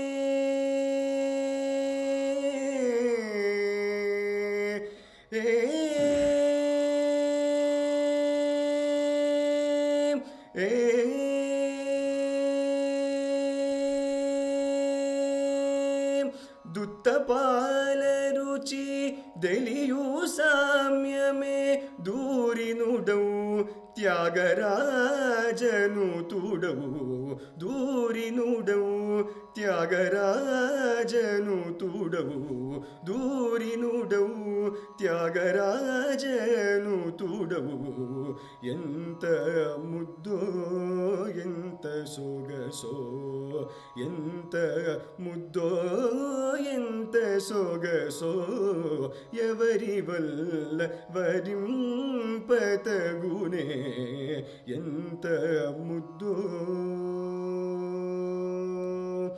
రామా నీ ఎంత సొగసో